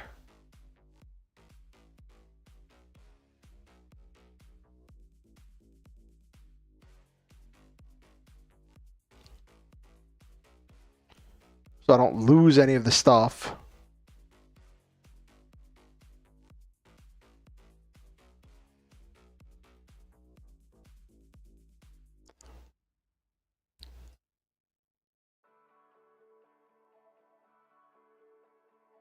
I want to save everything so I don't lose anything after everything I did today.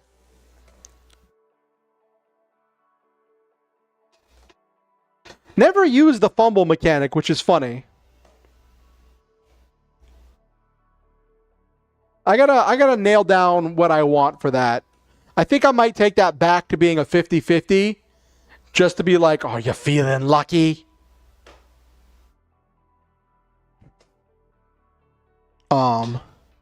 But the respond keyword is going to be really important. I think a lot of decks are going to have essentially Gorzes that let them just go no whenever they're going to be attacked. At least the advanced decks will. Anyway, I was about to do my outro, and I got distracted trying to make sure I saved my work. Let's scroll up in chat and see how many people we had in chat tonight. I think we had a number of people. All right, so tonight we had Country Girl, we had Van Dagalon, Noel Main, Forever, more Noel Main and Forever, Blueberry Bean on Twitch was nice to have somebody over there. Goldfish, of course, Nabiru.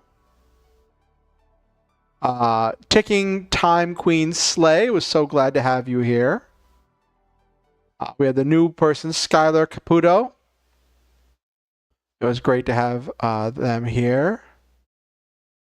Jesus was here.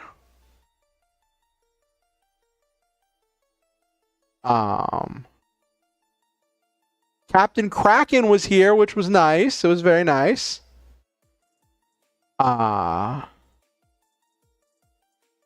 Kiwi Goblin Books.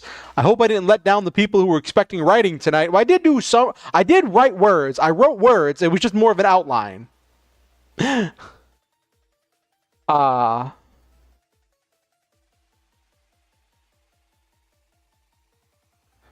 And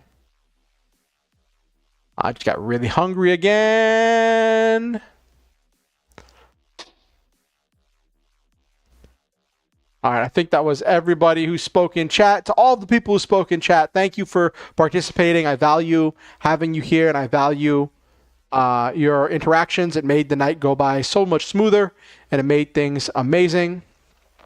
To all the people who just lurked, I value your viewership, and you help me with getting in front of more eyes. Having more people watching helps get more people seeing my content. So I value you as well. And to anyone who watches this VOD afterwards, I value your views as you help my channel grow. You are a part of this community no matter what you do.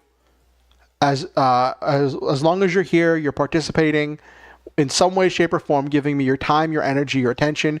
You are a valued member of this community. I want you to know that I believe that you are valuable, worthy of love, deserving of happiness and good things.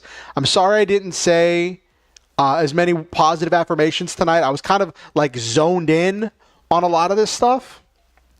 So I'm sorry I didn't give the positive affirmations I normally like to give. I will say to all of you that I think that you're amazing. I think that you are precious treasures of human beings, and that you make this world a better place. Always remember the Star Hunter motto: shoot for the stars, have wonderful adventures, live your dreams, and always stop to enjoy the memes.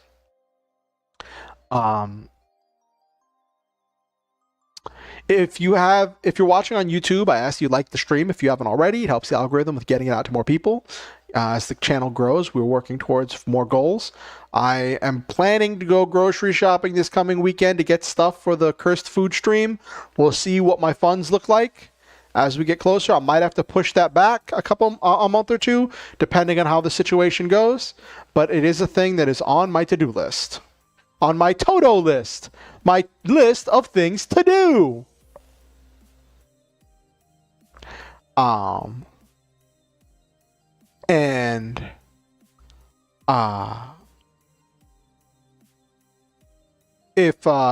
If you want to keep up with what I'm doing, you can subscribe to my YouTube channel, ding the notification bell, follow me on Twitch, or subscribe on Twitch. You can follow me on Blue Sky Social, X or Twitter, like my Facebook page, or join my Discord. Links to all of those are in the description down below on YouTube and on the About page on Twitch. I look forward to seeing you all around and interacting with all of you more as we move forward. And blah, words. If you have any friends or neighbors or aunts or uncles or coworkers or arch nemesis, friends to lovers, lovers to enemies, anyone you think might enjoy my content, feel free to show them my content, invite them to the next stream. A reminder, next stream is going to be tomorrow. Well, now it's today because it's midnight here, but Tuesday, 3:30 p.m. EST. It's going to be a D&D stream. Going to be doing a D&D one-shot that's probably going to be using the Get in the Robot homebrew. See these adventurers piloting giant robots in a D&D 5e adventure. So look forward to seeing that tomorrow. All right. 3:30 p.m. EST. We're shooting to go from 3:30 to 7:30 p.m. EST. So I look forward to seeing you all there. One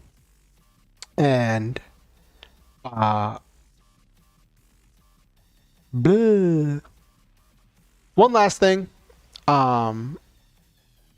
You don't have to donate to be here. You're not expected to give money to be welcome in this community. But with that said, I do appreciate the people who do donate to make things possible for me that wouldn't normally be possible, who help me out with so many things in my life. I appreciate all of you. And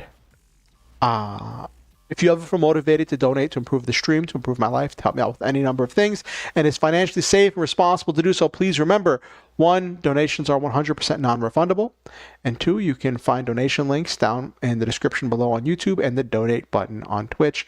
On YouTube, there's a link to PayPal where you can do a one-time donation, or Ko-fi where you can do either a one-time donation or a monthly donation. If you're doing a one-time donation, I do prefer that you do it through PayPal. And the donate button on Twitch takes you straight to Ko-fi, where you can again do a one-time donation or a monthly donation. Currently, there's no rewards for any of the monthly donations. That is just if you want to say there's a tangible way to show how much you appreciate my content. And I definitely appreciate all the people who do that. So, with that said, let's have a great night, everybody. Nevermore, you get there just as I'm closing up shop. I just finished my outro. Oh, don't feel, I mean, you don't have to apologize to me. I'm sorry that I wasn't able to like provide content for you. Yeah, I had fun. It was good. I hope you had a good day at work, Nevermore. But have yourself a good night, everybody. Wave. Thumbs up. All right. Well, good night.